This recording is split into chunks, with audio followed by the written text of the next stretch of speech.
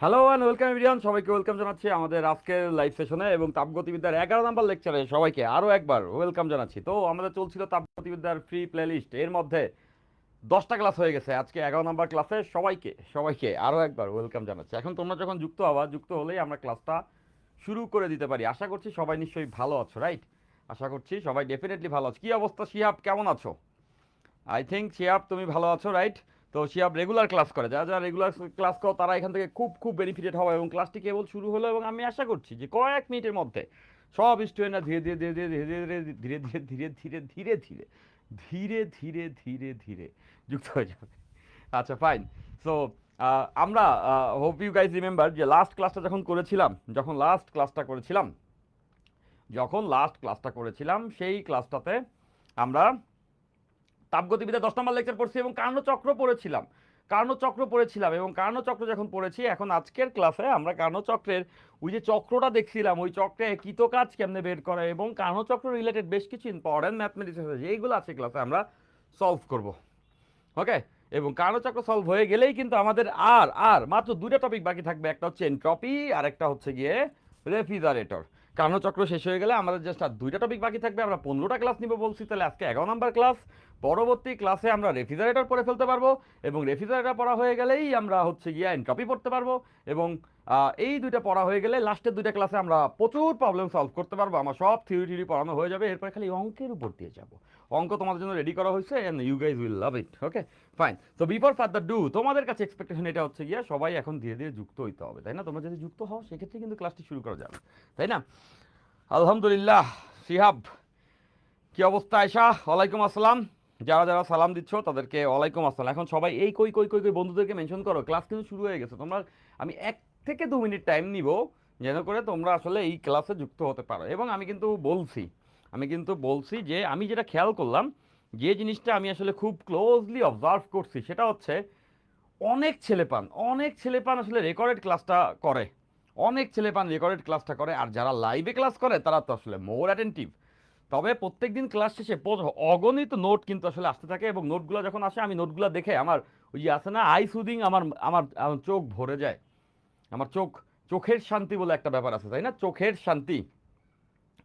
ওকে, চোখের শান্তি আমার ভালো লাগে তখন। তোমরা এত সুন্দর করে নোট করো। আমি বলেছিলাম যে নোট কন্টেস্ট চলতেছে, সেই অনুযায়ী তোমরা নোট করো, তা না। নোট কন্টেস্ট চলতেছে এবং সেই কন্টেস্টে যারা প্রথম 5 জন থাকবে তাদেরকে প্রাইজ দেওয়া হবে 5,000 টাকা। তো সেটা গেল একটা কথা, কিন্তু সেজন্যই যে তোমরা নোট করো তা না। তোমরা তোমাদের জন্যই নোটটা করো এবং নোটগুলা আমি বলেছিলাম যে অনেকের নোট হয় এরকম যে মনে হয় যেন টাইপ করছে। And that's amazing. আসলেই বর্তমানে এখন নোটগুলো আসতেছে সবার এরকম টাইপ করা, স্কেল ধরে ধরে টাইপিং আকারের মতো করেছে নোট করে। দেখলে মন ভালো হয়ে যায়, নিজের লেকচার দেখে নিজের ভালো লাগে। আশা করি বলছো এতদিন পর আজকে লাইভ ক্লাস ধরলাম, আপনার স্যার লেকচার 9-10 করে আসলাম। Very good, very good. Kakoli, এখন থেকে তুমি একটা প্রতিজ্ঞা করো যে রেগুলার এভাবে করে ক্লাস করবা। দেখো, সাকসেসফুল যদি লাইফে হতে চাও তাহলে নিজেকে চেঞ্জ করতে হবে। সেটা তোমার সত্য, সেটা আমার সত্য, প্রত্যেকটা মানুষের সত্য। রেগুলার তোমাকে কাজগুলো করতে হবে। তুমি যদি কাজ জমাইতে থাকো আস্তে আস্তে করে এত পরিমাণ কাজ জমে, ওইটার প্রেশারে ওইটার ডিপ্রেশনেই স্টুডেন্টরা আসলে ভেঙে পড়ে। ছোটবেলায় আমাদের মানসিকতা অনেক দৃঢ় থাকে, প্রথম প্রথম যখন সব কিছু ঠিক থাকে ইন্টারমিডিয়েটে। এই যে তোমরা যারা 27 ব্যাচে আছো তারা তারা এখন ইয়ার ফাইনালের দিকে যাচ্ছ। 2 মাসের মধ্যে তোমাদের মেজরিটি ইয়ার ফাইনাল শেষ হবে। 2 থেকে আড়াই মাসের মধ্যে সবার ইয়ার ফাইনাল শেষ হয়ে যাবে, ইয়ার চেঞ্জিং হয়ে সেকেন্ড ইয়ারে চলে যাবে। 28 ব্যাচ চলে আসবে, ওদের এইচএসসি পরীক্ষা চলতেছে। ওরা যখন ওরা হয়তো বা কলেজে পদার্পণ করবে 3 মাসের মধ্যে। এইচএসসি পরীক্ষা চলবে, প্র্যাকটিক্যাল চলবে, ওখানে 1.5 মাস। এরপরে রেজাল্ট দিবে, 1 মাসের মতো একটা টাইম যাবে। এরপর রেজাল্ট দিবে, তারপরে কলেজ ভর্তি হবে। তো 3 মাসের মতো একটা সময়ের মধ্যে 28 ব্যাচ চলে আসবে আর তোমরা ফার্স্ট ইয়ার থেকে সেকেন্ড ইয়ারে উঠবা। তো সেকেন্ড ইয়ারে ওঠার পরে কিন্তু বাস্তবতা একদম ইউটার্ন মেরে দিবে। কেন ইউটার্ন মেরে দিবে? কারণ হচ্ছে গিয়ে ফার্স্ট ইয়ারে তুমি যত সময় পাইছো সেকেন্ড ইয়ারে অত সময় পাবা না। ফার্স্ট ইয়ারে তুমি 10 মান্থসের মতো সময় পেয়ে যাও। ফার্স্ট ইয়ারে 10 মাস 11 মাস টাইম পাওয়া যায়। সেকেন্ড ইয়ারে সর্বোচ্চ 6.5 মাস, 6.5 মান্থস। ফার্স্ট ইয়ারে পরে তোমরা এই আমাজে আসো না যে সেকেন্ড ইয়ারে যখন উঠবো তখন এরকমই 10-11 মাস পাবো, পাবা না। সেকেন্ড ইয়ারে দেখবা সিলেবাসটা একটু অন্যরকম। ফার্স্ট ইয়ারের কিছু অংশ বাকি থাকে, সেগুলা কাভার করার একটা ও থাকেই বাকি মানুষের। সব তো পড়া হয় না, ওইটা কাভার করার একটা টেনশন থাকে। এবং সেকেন্ড ইয়ারে তুমি ম্যাক্সিমাম পাবা 6 মান্থ বা 6.5 মান্থ। তো ওই জায়গাতে যায় তখন মনে হয় হায় রে আমি ফার্স্ট ইয়ারে যদি পড়তাম রে ঠিক মতো, তাহলে এই ঝামেলা হইতো না। এই কারণেই কিন্তু আমরা সেকেন্ড ইয়ার কোর্সটা আসলে একটু আগে শুরু করলাম। একটু আগে বলতে কি বেশি আগে না, এটাই ঠিক টাইম। ওকে ফাইন, যাতে করে আমরা 2-3টা চ্যাপ্টার আগায় যদি রাখতে পারি সেকেন্ড ইয়ারে ওঠার আগে, তাহলে সেক্ষেত্রে আমরা অনেকটাই প্রেশারলেস ফিল করব। এখন সেই জায়গা থেকে আমি বলতেছি দেখো এভরি ডে ক্লাস করা খুব খুব খুব ইম্পর্টেন্ট। ক্লাস জমাইলে জমতেই থাকে, আমরা যখন কাজ জমাই মনে হয় এই তো একটু পরে করে নিব, ওই একটু পরে করতে যায় তুমি কত কিছু করবা, অনেক কিছু জমে যাবে। তার সাথে তোমাকে বলবো যে সবাই লাইভ ক্লাস করো ভাই, ক্লাস জমায় না, কাজ জমায় না, প্যারা খেয়ে যাবা। ওয়ালাইকুম আসসালাম আজমিনী আক্তার, আমি ভালো আছি আলহামদুলিল্লাহ। আলহামদুলিল্লাহ। জান্নাত সালাম জানাইছো, আজকে আমার ফার্স্ট লাইভ ক্লাস বলছো। ওকে জান্নাত, তাহলে এই ক্লাসটা তো করবাই, পাশাপাশি আগের যে ক্লাসগুলি আছে, যে ক্লাসগুলি তুমি আসলে জমিয়ে রাখছো, যেগুলো তোমরা করো না, সেগুলো কিন্তু করে ফেলতে হবে, ঠিক আছে? এবং এখন যেটা তোমরা করতে পারো, তোমাদের বন্ধুদেরকে মেনশন করতে পারো এই কারণে, এ লাইভ ক্লাস নিতেছি, পোলাবান ক্লাসে থাকে না কেন? পোলাবান ক্লাসে না থাকলে আমার কিন্তু খুব খুব মন খারাপ হয়, ভয়ানক মন খারাপ হয়। যাক অরেভার ইট ইজ, তোমরা যদি ক্লাসে নাও থাকো, আমি জানি রেকর্ডের আকারে তোমরা সবাই ক্লাসগুলি করে নিবা, সেই জন্য আমি বলছি যে আমি আমার যেটা যেটা পড়ানো সেটা আমি পড়াই ছাড়বো।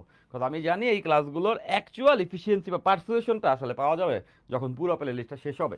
আমরা লাস্ট দিন কার্ণচক্র পড়েছিলাম, তো আজকে আমরা কার্ণচক্রের যে পরবর্তী অংশগুলো আছে সেই অংশগুলোর মধ্যে যাব, এবং আশা করব তোমরা পুরো ক্লাস জুড়ে আসলে থাকবা, তাই না? ক্লাস জুড়ে যখন থাকো না, তখন মনে হয় যে একটা ধরে ধরে মাইরা পিটায় একদম ঘুষায় ঠিক করে দিই। ফাইন, এবার আসো আমরা ক্লাসটা শুরু করি। আমরা ক্লাসটা শুরু করি। সো তোমরা মনে আছে নিশ্চয়ই লাস্ট ক্লাসে আমরা কার্ণচক্রের গ্রাফটা দেখছিলাম। আমরা কার্ণচক্রের গ্রাফটা দেখছিলাম, তাই না? কার্ণচক্রের লাস্ট ক্লাসে আমরা কার্ণচক্রের গ্রাফটা দেখছিলাম। তো এই গ্রাফটাকে আজকে আমরা আরো বেশি ব্রেকডাউন করব, কারণ হচ্ছে গিয়া এইখান থেকেই 40-45% কোশ্চেন তাপ ইঞ্জিন ও কার্ণচক্র থেকে আসে। তাপগতিবিদ্যার যদি আমি বোর্ডের কোশ্চেনের কথা বলি, তাহলে 40-45% কোশ্চেন এখান থেকে আসে। তো কিছু করার নাই, যারা যারা সালাম দিছে ওয়ালাইকুম আসসালাম, আমি ভালো আছি আলহামদুলিল্লাহ। এবার ক্লাসে আসেন, আপনারা এবার ক্লাসে আসেন, ক্লাসে থাকবেন, ক্লাসে ইফেক্টিভ কোশ্চেন করবেন, সেটা আমি আসলে বেশি অ্যাপ্রিসিয়েট করব।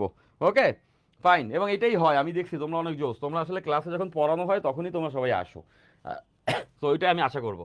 তো এবার দেখো যে 40-45% কোশ্চেন আসলে কার্ণচক্র রিলেটেড কোশ্চেন থেকেই আসে। ওকে, সো দ্যাটস ওয়াই এটাকে আমাদের ভালো করে পড়তে হবে, কার্ণচক্র এবং তাপ ইঞ্জিন থেকে আসে। তো আমরা লাস্ট ক্লাসে আমরা কার্ণচক্রের গ্রাফটা দেখছিলাম। দেখছি, তাই না?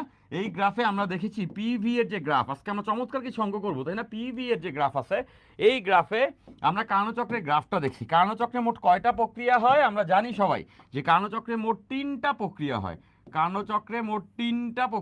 একটা হচ্ছে সমষ্ণ আইসোথার্মাল এক্সপ্যানশন বা সমষ্ণ প্রসারণ। এরপর 2 নম্বরে কি হয়? রুদ্ধতাপীয় প্রসারণ। এরপরে হয় রুদ্ধতাপীয় প্রসারণ। রুদ্ধতাপীয় প্রসারণ। তার মানে এই প্রথম 2 প্রক্রিয়ায় অ্যাকচুয়ালি আমাদের প্রসারণ হয়, তাই না? প্রথম 2 প্রক্রিয়া আমাদের প্রসারণ হয়। এরপরে 2 প্রক্রিয়া কি হয়? এরপরে 3 নাম্বার যে প্রক্রিয়া আছে, এখানে হয় সমষ্ণ সংকোচন, তাই না? আমরা দেখেছি সমষ্ণ সংকোচন, এখানে আয়তন কমে, সমষ্ণ সংকোচন। এবং 4 নাম্বার যে প্রক্রিয়া আছে, এটাকে আমরা বলতেছি রুদ্ধতাপীয় সংকোচন।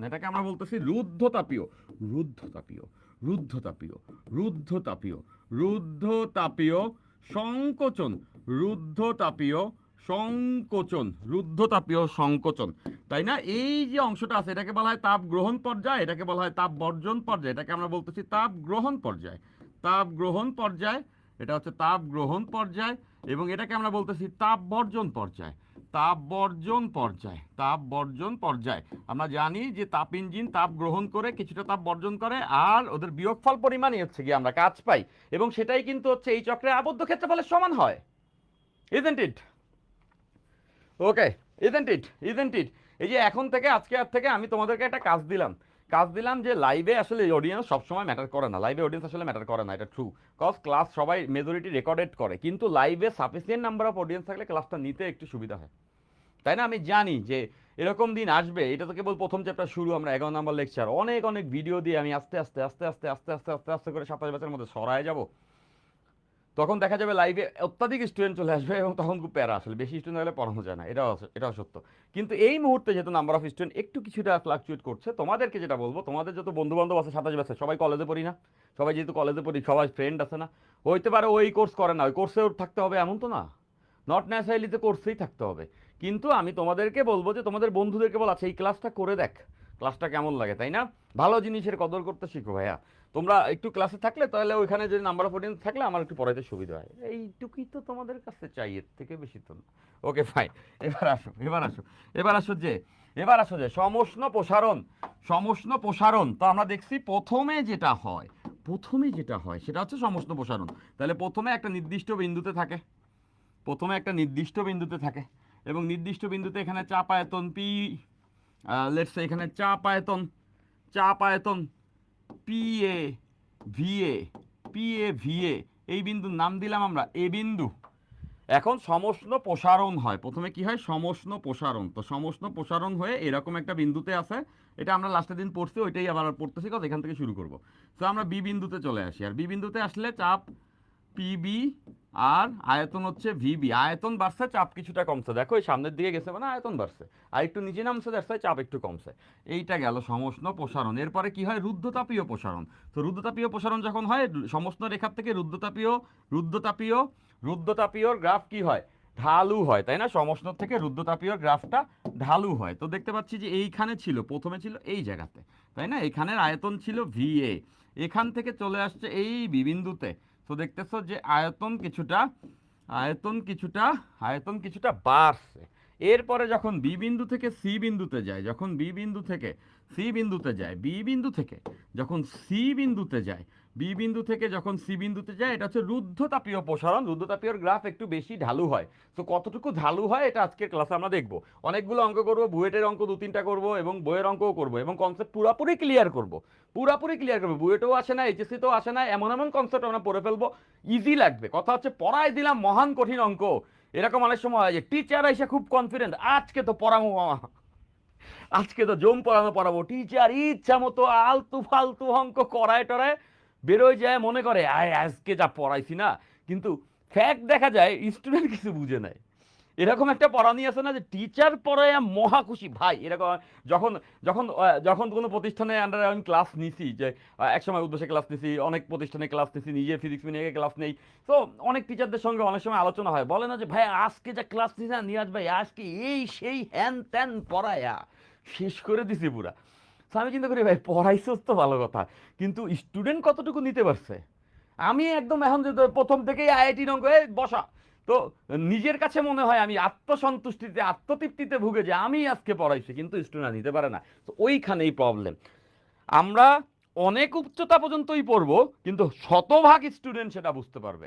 এই জায়গাতে আমি সিগনিফিকেন্টলি চেঞ্জ আনতে পারবো। আমি তোমাদেরকে বললাম আমার ক্লাস তোমাদের যাদের ভালো লাগে, মেজরিটিরই ভালো লাগে, তোমাদের ফিডব্যাকটা পাই, এবং যাদের ভালো লাগে তাদের মেইন কারণটাই হচ্ছে গিয়ে আমি সহজ কঠিন যাই পড়াই তুমি সেটা বুঝতে পারো, রিসিভিং রেট পার্সেন্টেজটা অনেক বেশি। So I will make it sure. এমন প্রবলেম সলভ করবো যে টাইপের প্রবলেমগুলো আমরা আসলে একাডেমিকে তো রাখো, অ্যাডমিশনও হয়তো বা সলভ করি না, আজকেই আমরা করবো, তাই না? কার্ণচক্রটা পুরোটা আবদ্ধ ক্ষেত্রফল কত হয় এটা আমরা বের করবো আজকে, পুরোটা আবদ্ধ ক্ষেত্রফল, এটা আমি দেখি নাই কাউকে ইউজুয়ালি পড়াইতে। সো এটার বিভিন্ন রকম কেস আমি আসলে সলভ করবো, এবং আমি এটা বলতে পারি যে একদম একদম নাদান বাচ্চা ওয়েও বুঝতে পারবে তোমরা দেখো। এবার আসো চ্যাপ্টারে আর কয়টা ক্লাস লাগবে লাবিব বলছো? লাবিব আমি তো প্রথমেই বলে নিছি 15টা ক্লাস নিব, আজকে 11 নম্বর ক্লাস, আর 4টা ক্লাস আছে, আর শেষের দিকে চলে আসছি। কার্ণচক্র আছে, শেষ হয়ে গেলে থাকবে হচ্ছে গিয়া ওই রেফ্রিজারেটর আর এন্ট্রপি। ফাইন। তো এবার আর টুকটাক কয়টা সূত্র টুত্র থাকবে, ওগুলো আমরা দেখবো সব। এবার আসো, তো বি থেকে সি বিন্দুতে যখন সি বিন্দুতে আসছে, পিসি ভিসি দেখো আয়তন কিন্তু বেড়েছে, আয়তন বেড়ে গেছে, আয়তন কিছুটা কিন্তু বেড়ে গেছে। দেখো বি বিন্দু থেকে সি বিন্দুতে আসছে, আয়তন বেড়ে ভিসি আয়তন বাড়ছে। এই দুইটা কিন্তু রুদ্ধতাপীয় সমষ্ণ প্রসারণ এবং রুদ্ধতাপীয় প্রসারণ। Okay fine. এরপর সমষ্ণ সংকোচন। সমস্ত সংকোচনে কি হবে? সমস্ত সংকোচনে এটার মতোই জাস্ট পেছনে আসবে, তাই না? এইটার মতোই জিনিসটা জাস্ট পেছনে এদিকে চলে আসবে। এই যে ডি বিন্দুতে আসছে, এবং ডি বিন্দুতে যখন আসবে এখানে চাপ আয়তন হবে পিডি ভিডি। পিডিভিডি এবং দেখো আয়তন কিন্তু কমে গেছে, খেয়াল করছো যে আয়তনটা কিন্তু কমে গেল, তাই না? আগে ছিল সি বিন্দুতে, সি থেকে এই ডি বিন্দুতে যখন আসছে তখন আয়তন ভিডি, তার মানে আয়তনটা তো কমে গেল, আয়তনটা কমে গেছে, ফাইন। এরপর কি হবে? এরপর হচ্ছে ডি, এর এই যে গেল সমস্ত সংকোচন, দেখো আয়তন কমেছে, সংকোচন, এবার রুদ্ধতাপীয় সংকোচন, এবং রুদ্ধতাপীয় সংকোচন যখন হবে এটার মতোই যে উল্টা দিকে যাবে, দেখো এই যে আবার এ বিন্দুতে ফিরে আসবে, আবার এ বিন্দুতে ফিরে আসবে, আবার এ বিন্দুতে ফিরে আসবে। দেখো আয়তনটা ডিতে ছিল, ভিডিতে ছিল, ভিএতে চলে আসছে, মানে পেছনে আসছে, আয়তন কমছে, চাপ বাড়ছে। তাহলে এইটা হচ্ছে গিয়ে কার্নোচক্র, যেটা আমরা আগের ক্লাসে দেখছিলাম, এই গ্রাফটা দেখছিলাম। এবং এখানে মোট কৃত কাজ, এখানে মোট কৃত কাজ, এখানে মোট কৃত কাজ, এখানে মোট কৃত কাজ হবে হচ্ছে গিয়ে আবদ্ধ ক্ষেত্রফলটার সমান। এখানে যে ক্ষেত্রফলটাকে সে আবদ্ধ করতেছে, এখানে যে ক্ষেত্রফলটাকে সে আবদ্ধ করতেছে, চক্রের কাজ হচ্ছে গিয়ে আবদ্ধ ক্ষেত্রফলের সমান। এখানে যে ক্ষেত্রফলটাকে সে আবদ্ধ করতেছে এইটাই কিন্তু হচ্ছে গিয়ে আমাদের মোটকৃত কাজ, এইটাই আমাদের মোটকৃত কাজ, এটাই আমাদের মোটকৃত কাজ। এই যে দেখো ক্ষেত্রফলকে কিন্তু আবদ্ধ করে ফেলছে, তাই না? এই যে ক্ষেত্রফলটাকে আবদ্ধ করে ফেলছে, এটাই হচ্ছে গিয়ে আমাদের মোটকৃত কাজ হবে, এটাই আমাদের মোটকৃত কাজ হবে, তাই না? এবং এটা আমি দেখাইছিলাম লাস্ট ক্লাসে, খুব সুন্দর করে দেখাইছি। এইখানটাতে এইখানটাতে এইখানটাতে যতটুকু ক্ষেত্রফল তত হচ্ছে গিয়ে সেটাই হচ্ছে গিয়ে মোটকৃত কাজ। তো একটা সহজ টাইপের এমসিকিউ আছে, সহজ টাইপের এমসিকিউটা কিরকম? এই এমসিকিউটা এইচএসসি পরীক্ষাতে আসছে, বা আমি দেখলাম টেস্ট পেপারে দেখলাম যে দুইটা গ্রাফ দিয়ে বলবে, অনেকগুলো গ্রাফ দেবে, যে কোনটার কাজ বেশি, যে খ নাম্বারের কোশ্চেন, এটা হচ্ছে গিয়ে খ নাম্বারের কোশ্চেন। পিভি এর গ্রাফ দিবে, পিভি এর গ্রাফ দিবে, একদম কমন কোশ্চেন, তাও বলে রাখতেছি, বাদ যাবে না কোনো শিশু, সরি মানে বাদ যাবে না কোনো ম্যাথমেটিক্স। তো দেখো যে এরকম করে দিবে, একটা গ্রাফ এরকম, একটা কার্নোগ্রাফ এরকম, আরেকটা কার্নোগ্রাফ একটু বড়, চিত্র দুইটা। এটা হচ্ছে যে চিত্র নাম্বার 1, ফিগার 1, এটা 1 নাম্বার চিত্র, এটা 2 নাম্বার চিত্র। এখন খতে বলল যে এই দুই চিত্রের মধ্যে, এই দুই চিত্রের মধ্যে বলল কোন ক্ষেত্রে আমরা, কোন ক্ষেত্রে দক্ষতা বেশি, একই পরিমাণ অন্তর্গামী শক্তি হলে কোন ক্ষেত্রে দক্ষতা বেশি। এই কোশ্চেনটা খতে আসে, এই কোশ্চেনটা খতে আসে, সোজা করে বলে দিচ্ছি, তাই না?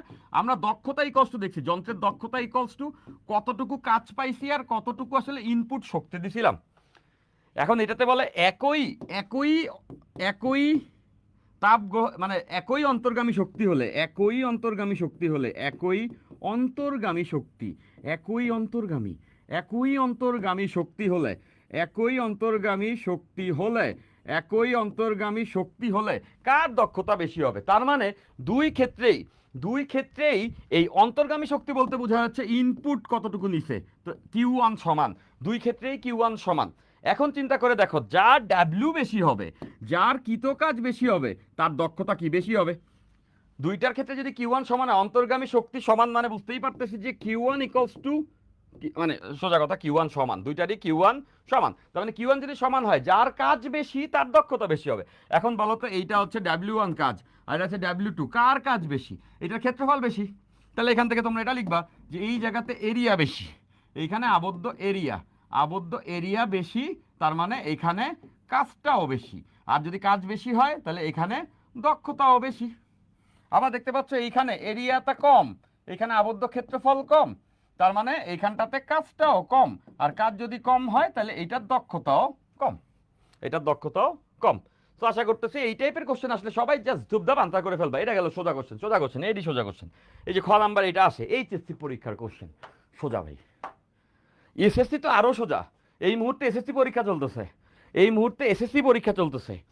এসএসসি পরীক্ষায় যখন আমি নিজেই স্টুডেন্ট ছিলাম তখনও আমার কাছে মনে হইতো যে আচ্ছা বোর্ডের টিচাররা এত ভোলাভালা কেন, এত ভালো কেন, এত সহজ কেন, ব্যাপারটা এত সহজ কেন? মানে অঙ্কেতে 100 কম পাওয়া যায় না। স্যার যদি জোর করে কোনো জায়গায় 1-2 মার্ক কম দেয়, উপপাদ্য সম্পদ দেয়, সেটা আলাদা কথা, নাহলে 100 কম পাওয়া তো ডিফিকাল্ট 9-10-এ। মানে এই যে এসএসসি এসএসসি যে পরীক্ষা চলছে, তো এটাতে 100 কম ম্যাথে পায় কেমনে? হয় হায়ার ম্যাথ হোক, জেনারেল ম্যাথ, পাওয়া যায় না তো। মানে এই তো সবই পারে, একটুক সিলেবাস 2 বছর বসে পড়ে, আরে মজাই মজা। তো এটা গেল একটা। তার পাশাপাশি হচ্ছে গিয়া এসএসসিতে এ প্লাস মিস হওয়ার কারণ হইতে পারে বাংলা, ইংলিশ। ভাই এগুলি এগুলি শুধুমাত্র আল্লাহ তালার হাতে, সব কিছুই আল্লাহ তালার হাতে, আর এগুলো পুরোটাই আল্লাহ তালার হাতে। মানে এইখানে কারো কিছু নাই। কোনো টিচারের হঠাৎ করে মন খারাপ, তার বাসায় ঝগড়াঝাটি হয়েছে, খাতা দেখতে বইছে, দিছে বসায় নাম্বার যা 10-এর মধ্যে 5, দিলাম রচনায় নাম্বার অর্ধেক 50%, তাই লেগেছে এ প্লাস। খুব ভাগ্য ভালো লাগে। কিন্তু এইচএসসিতে এইটা চান্সেস কম, যদিও সেখানেও বাংলা আর ইংলিশ আছে, ওইখানেই মারাটা খায়, সরি ওখানেই প্রবলেমে পড়ে স্টুডেন্টরা। কিন্তু এইচএসসিতে সায়েন্সের সাবজেক্টগুলো একটু এসএসসির থেকে কঠিন, একটু কঠিন, আবার কিছু কিছু ক্ষেত্রে দু একটা ওটা ভালোই কঠিন করে দেয়। কিন্তু তারপরেও এতটা কঠিন কখনো করে না যদি ডিটেলসে পড়া হয়। এই যে তাপগতিবিদ্যা, আমি সহজ কঠিন যাই পড়াই না কেন, আমার আমার ক্লাস দেখে তোমার সহজ লাগুক কঠিন লাগুক, সহজই লাগার কথা, যাই পড়াই না কেন, তুমি আমার কোর্সে যুক্ত না হও কিচ্ছু যায় আসে না। কিন্তু এতটুকু বলে রাখতে পারি, এই চ্যাপ্টারটা ভাই আমি 15টা ক্লাস নিব, এটা তুমি পড়বা। এখন এর থেকে মহান ভালো ক্লাস হতে পারে, অনেক কিছু হতে পারে, আমি তাদের আলোচনা করতেছি না, সেটা পড়তে পারলে চাইলে পড়তে পারো, বাট আমি বিশ্বাস করি this is the best performing class. এবং এই কয়টা ক্লাস করে অ্যাটলিস্ট এইচএসসি পরীক্ষাটাতে তুমি দেখবা তাপগতিবিদ্যার একটা কোশ্চেন কমন, এমসিকিউ অনেকগুলি আসবে, 3-4টা তো আসবেই, এবং একটা কোশ্চেন তাপগতিবিদ্যার আসবেই, মেজরিটি বোর্ডে আসবেই, একটা কোশ্চেন আসবেই 10 মার্কের। ওই কোশ্চেনটা তুমি পারবা, ওই কোশ্চেনটা তুমি পারবা, ওই কোশ্চেনটা তুমি 10 মিনিটে পারবা, ক খ গ ঘ 10 মিনিটে পারবা ভাই, খালি এই 15টা ক্লাস করলে। তো ওইটা ওইটা পেরে ফেলো। এখন তুমি অন্য জায়গার থেকে যতই জ্ঞান বুদ্ধি নাও, অন্য জায়গার কথা আমি কেন বলতেছি, মানে তুমি তো নিজের মতো করে পড়বা, তো যতই জ্ঞান বুদ্ধি নাও এত অনায়াসে তুমি পারবা না। কথা আমি আজাইরা জিনিসপত্র পড়াইতে পছন্দ করি না, আছে না এ আজগবি জিনিসপত্র লেখ, ওরই লাগবে, আমি জানি কোথায় কোশ্চেন, আমি জানি কেমনে, এটা বললে তো পোলাপান খেপবে যে ভাই আপনি জানেন কোশ্চেন, না কোশ্চেন জানি না, এটা যে বোঝাই যায় আসলে কি হইতে পারে। আমরা ডিটেলসে তো সবই পড়বো, কোশ্চেন জানা দরকারই নেই, তুমি যদি আসলে মাস্টারিং নলেজ জানো। দেখো এই যদি হয় কোশ্চেনের লেভেল আর তুমি যদি এই পরিমাণ জানো, তাহলে তুমি পারবা না কেন, ডেফিনেটলি পারবা। So I will make it share. Okay fine. তো দেখো এটা গেল। এবার আসো যে আমরা এখানে আবদ্ধ ক্ষেত্রফলটাই বের করতে চাই, মানে আমরা মোট কাজ বের করতে চাই। আমরা কি চাই? আমরা এখানে মোট কাজ বের করতে চাই। তো তার আগে একটা ইনফরমেশন আমরা একটু জানবো, ওই কাজটা বের করবো আজ ক্লাসের লাস্টে। তার আগে আমরা আরো অনেকগুলো অঙ্ক হতে পারে। দেখো যে একটা জিনিস খেয়াল করে দেখো, যে এ বিন্দু থেকে যে বি বিন্দুতে আসছে, এইটা কি সমষ্ণ প্রক্রিয়া না সমষ্ণ প্রসারণ? তো সমষ্ণ প্রসারণ যদি হয় তাহলে খেয়াল করো, সমষ্ণ প্রসারণ হলে কি তাপমাত্রা ফিক্স থাকবে না?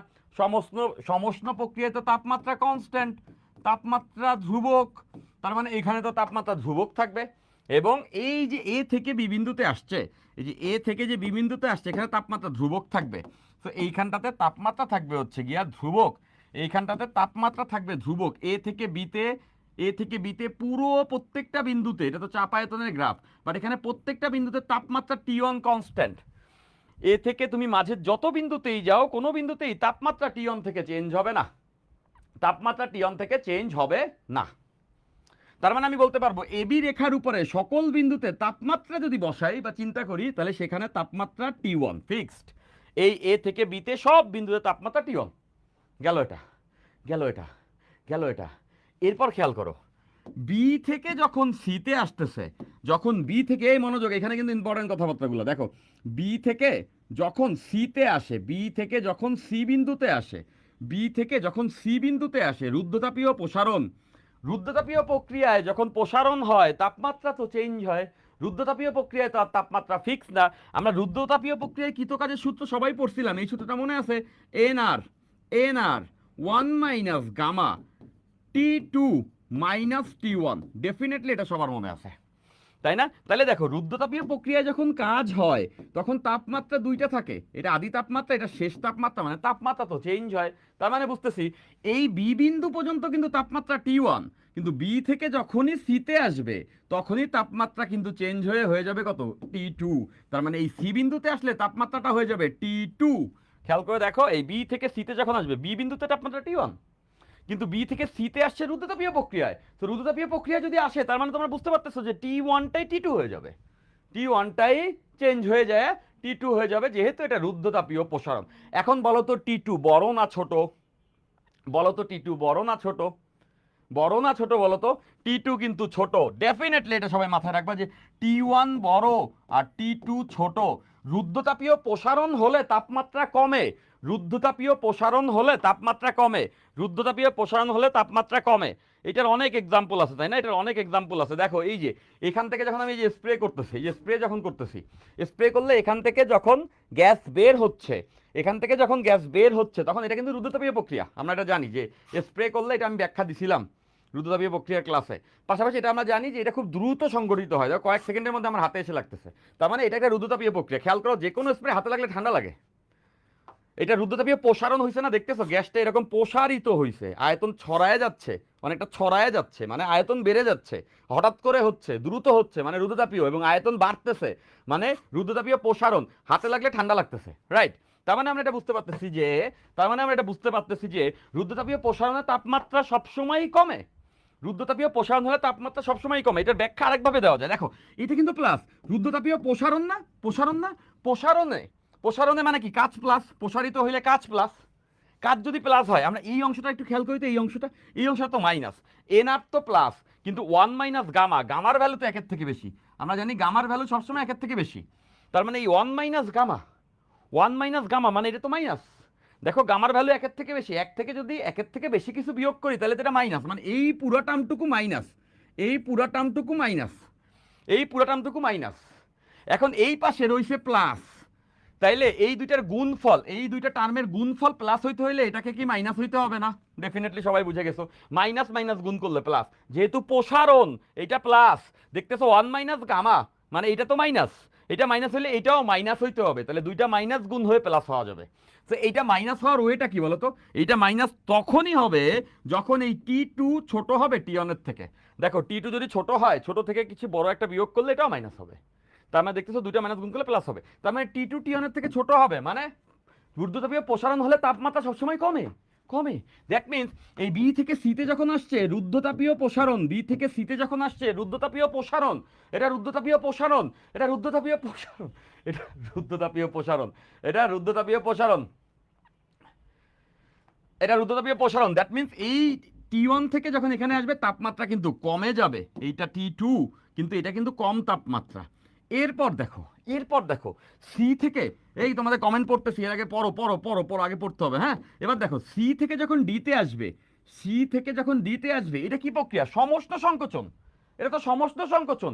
সি থেকে যখন ডিতে আসবে এটা তো সমস্ত সংকোচন, সি থেকে ডিতে আসলে সমস্ত সংকোচন। সমস্ত প্রক্রিয়াতে তো তাপমাত্রা চেঞ্জ হয় না, দেখো সমস্ত সংকোচন, আয়তন কমবে ঠিক আছে, তাপমাত্রা তো চেঞ্জ হবে না। মানে এই সি থেকে ডিতে যখন আসবে এই পুরো রাস্তায় তাপমাত্রা কোথাও চেঞ্জ হবে না, মানে সি থেকে ডি এর মধ্যে প্রত্যেকটা বিন্দুতে তাপমাত্রা টি টু থাকবে, তার মানে দেখো এ থেকে বিতে পুরো রাস্তায় তাপমাত্রা টি ওয়ান একটাই, বি থেকে সিতে যখন আসছে তাপমাত্রা চেঞ্জ হয়ে গেছে, চেঞ্জ হয়ে কমছে, টি ওয়ান ছিল উচ্চ তাপমাত্রা, এই সিতে আসার মাধ্যমে তাপমাত্রা কমে টি টু হয়ে গেছে। এরপর সি থেকে ডিতে গেলে পুরো রাস্তায় তাপমাত্রা কিন্তু টি টুই থাকবে, এইটা আর চেঞ্জ হবে না, কারণ সমস্ত সংকোচন। এরপর ডি থেকে যখন এতে যাবে, ডি থেকে যখন এতে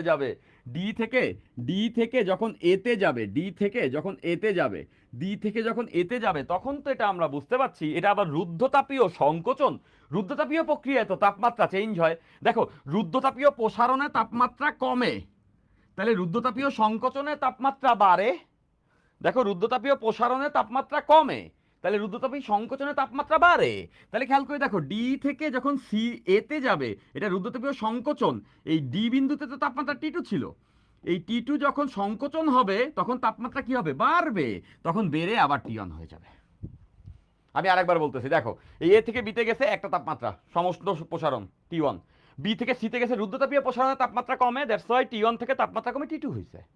এবার সি থেকে ডিতে যখন গেছে এটা সমস্ত সংকোচন, সমস্ত প্রক্রিয়া তাপমাত্রা টি টু ফিক্স থাকবে, এই পর্যন্ত টি টু, ডি বিন্দু পর্যন্ত টি টু। এরপর যখন ডি থেকে এতে গেছে তখন রুদ্ধতাপীয় সংকোচনে তো তাপমাত্রা বাড়ে, দ্যাট মিনস টি টু থেকে তাপমাত্রা বেড়ে আবার টি ওয়ান হয়ে যাবে। তার মানে এই পুরো গ্রাফটা দুইটা তাপমাত্রার মধ্যেই অপারেট করে, এই পুরো তাপমাত্রা দুইটা তাপমাত্রার মধ্যেই অপারেট করে। সেটা কে বলতো? টি ওয়ান এবং টি টু। এটা কে? টি ওয়ান এবং টি টু, এই দুইটা তাপমাত্রার মধ্যেই কিন্তু আমাদের এই গ্রাফটা অপারেট করে, এই দুইটা তাপমাত্রার মধ্যেই আমাদের এই গ্রাফটা অপারেট করে, এই দুইটা তাপমাত্রার মধ্যেই এই গ্রাফটা অপারেট করে। তার দ্বারা আসলে কি বোঝাইলো? আমরা তাপ ইঞ্জিন পড়ছি না, আমরা তাপ ইঞ্জিন পড়েছিলাম না? তোমাদের নিশ্চয়ই মনে আছে আমরা তাপ ইঞ্জিন পড়ছিলাম, হি হি হি হি হি হি মানে হচ্ছে হিট ইঞ্জিন, তাই না? আমরা হিট ইঞ্জিন পড়ছি, তাই না? তাপ ইঞ্জিন হি হি, এই যে hit engine, H E, hit engine, পড়ছি, এটা সোর্স থেকে বা উৎস থেকে তাপ শক্তি নেয়, উৎসের তাপমাত্রা থাকে গরম T1, এখান থেকে সে Q1 পরিমাণ তাপ শক্তি নেয়, এখান থেকে সে Q1 পরিমাণ তাপ শক্তি নেয়। এরপরে এটা হচ্ছে গিয়া সিঙ্ক, এটা হচ্ছে গিয়া সিঙ্ক, সিঙ্কে সে Q2 পরিমাণ তাপ ছেড়ে দেয়, এটা ঠান্ডা T2।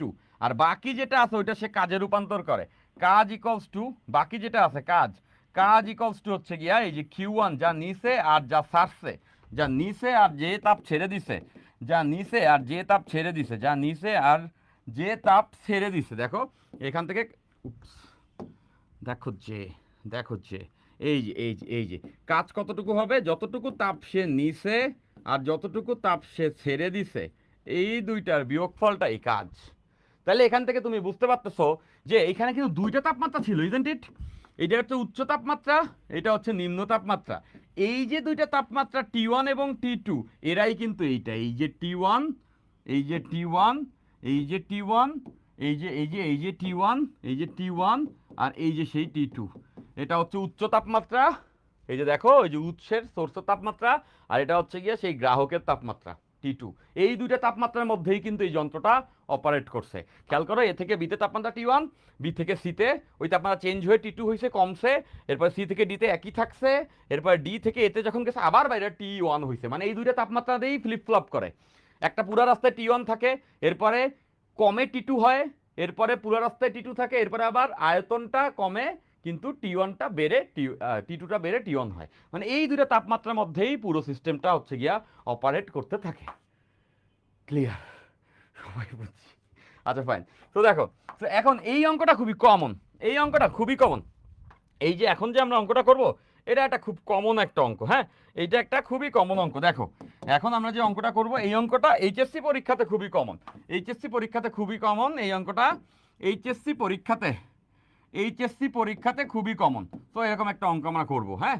তো না জানা থাকলে এইসব অঙ্কই দেখবো যে পোলাপান ধরা খেয়ে যায়। শুধুমাত্র সূত্র মুখস্থ করে রাখলে, শুধুমাত্র সূত্র মুখস্থ করে রাখলে কিন্তু তোমরা হচ্ছে গিয়া ধরা পড়ে যাবা, শুধুমাত্র সূত্র মুখস্থ করে রাখলে তোমরা ধরা পড়ে যাবা। Physics is language of nature, language of nature, তাই না? এটা হচ্ছে নেচারের একটা ভাষা, সেইটা মুখস্থ করার জিনিস না, এটা ফিল করার বিষয়।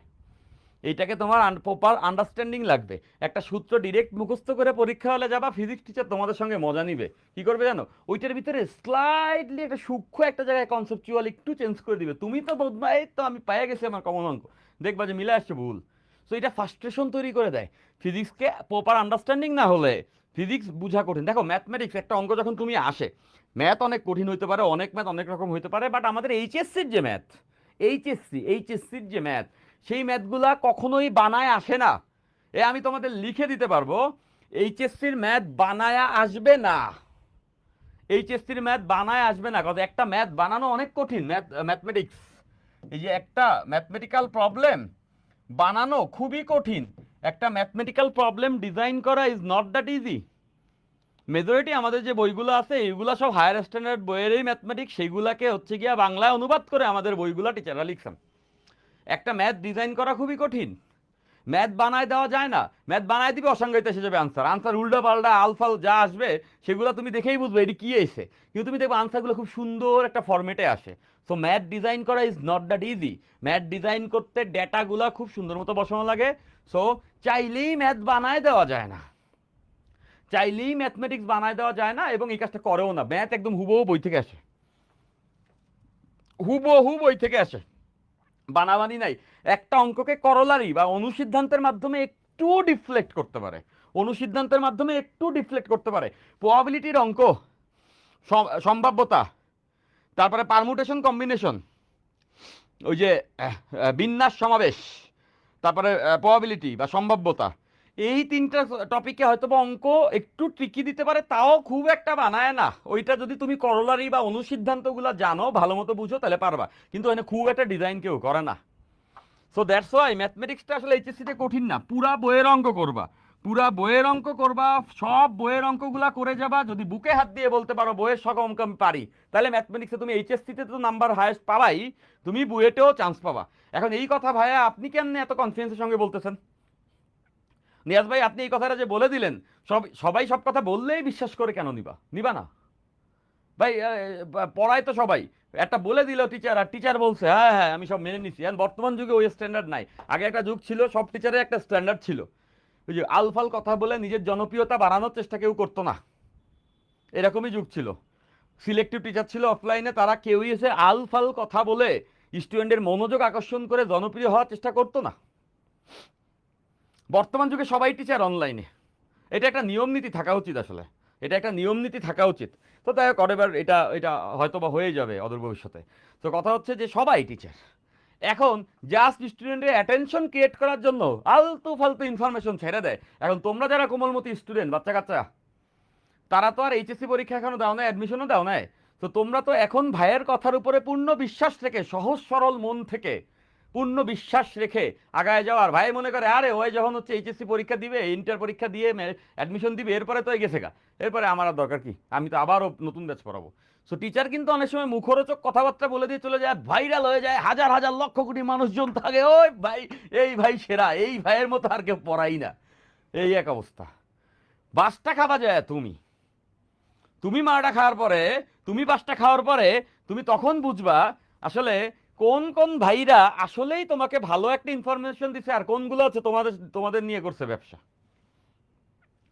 সো এই কথা আমি বলতে বলতে আমার মুখে ফেনা উঠে গেলেও তোমরা অনেক সময় মানতে চাও না। চটকদার কথাবার্তাই আমাদের সবার ভালো লাগে, চটকদার কথাবার্তাই আমাদের সবার ভালো লাগে। তো ওই জায়গা থেকে আমি তোমাদেরকে বলতেছি, আমি আমি নিয়াজ মোর্শেদ ফয়সাল বললেও তোমার বিশ্বাস করার দরকার নেই, কারণ জানতে হবে কেন আপনি এটা বললেন। আমি যে বললাম যে বইয়ের সব ম্যাথমেটিক্স করলে ভাইয়া তোমার কাজ হয়ে যাবে, সেটা শুধু এইচএসসি না, এইচএসসিতে ভাই বইয়ের সব ম্যাথকে করে দেখো, এত সোজা না।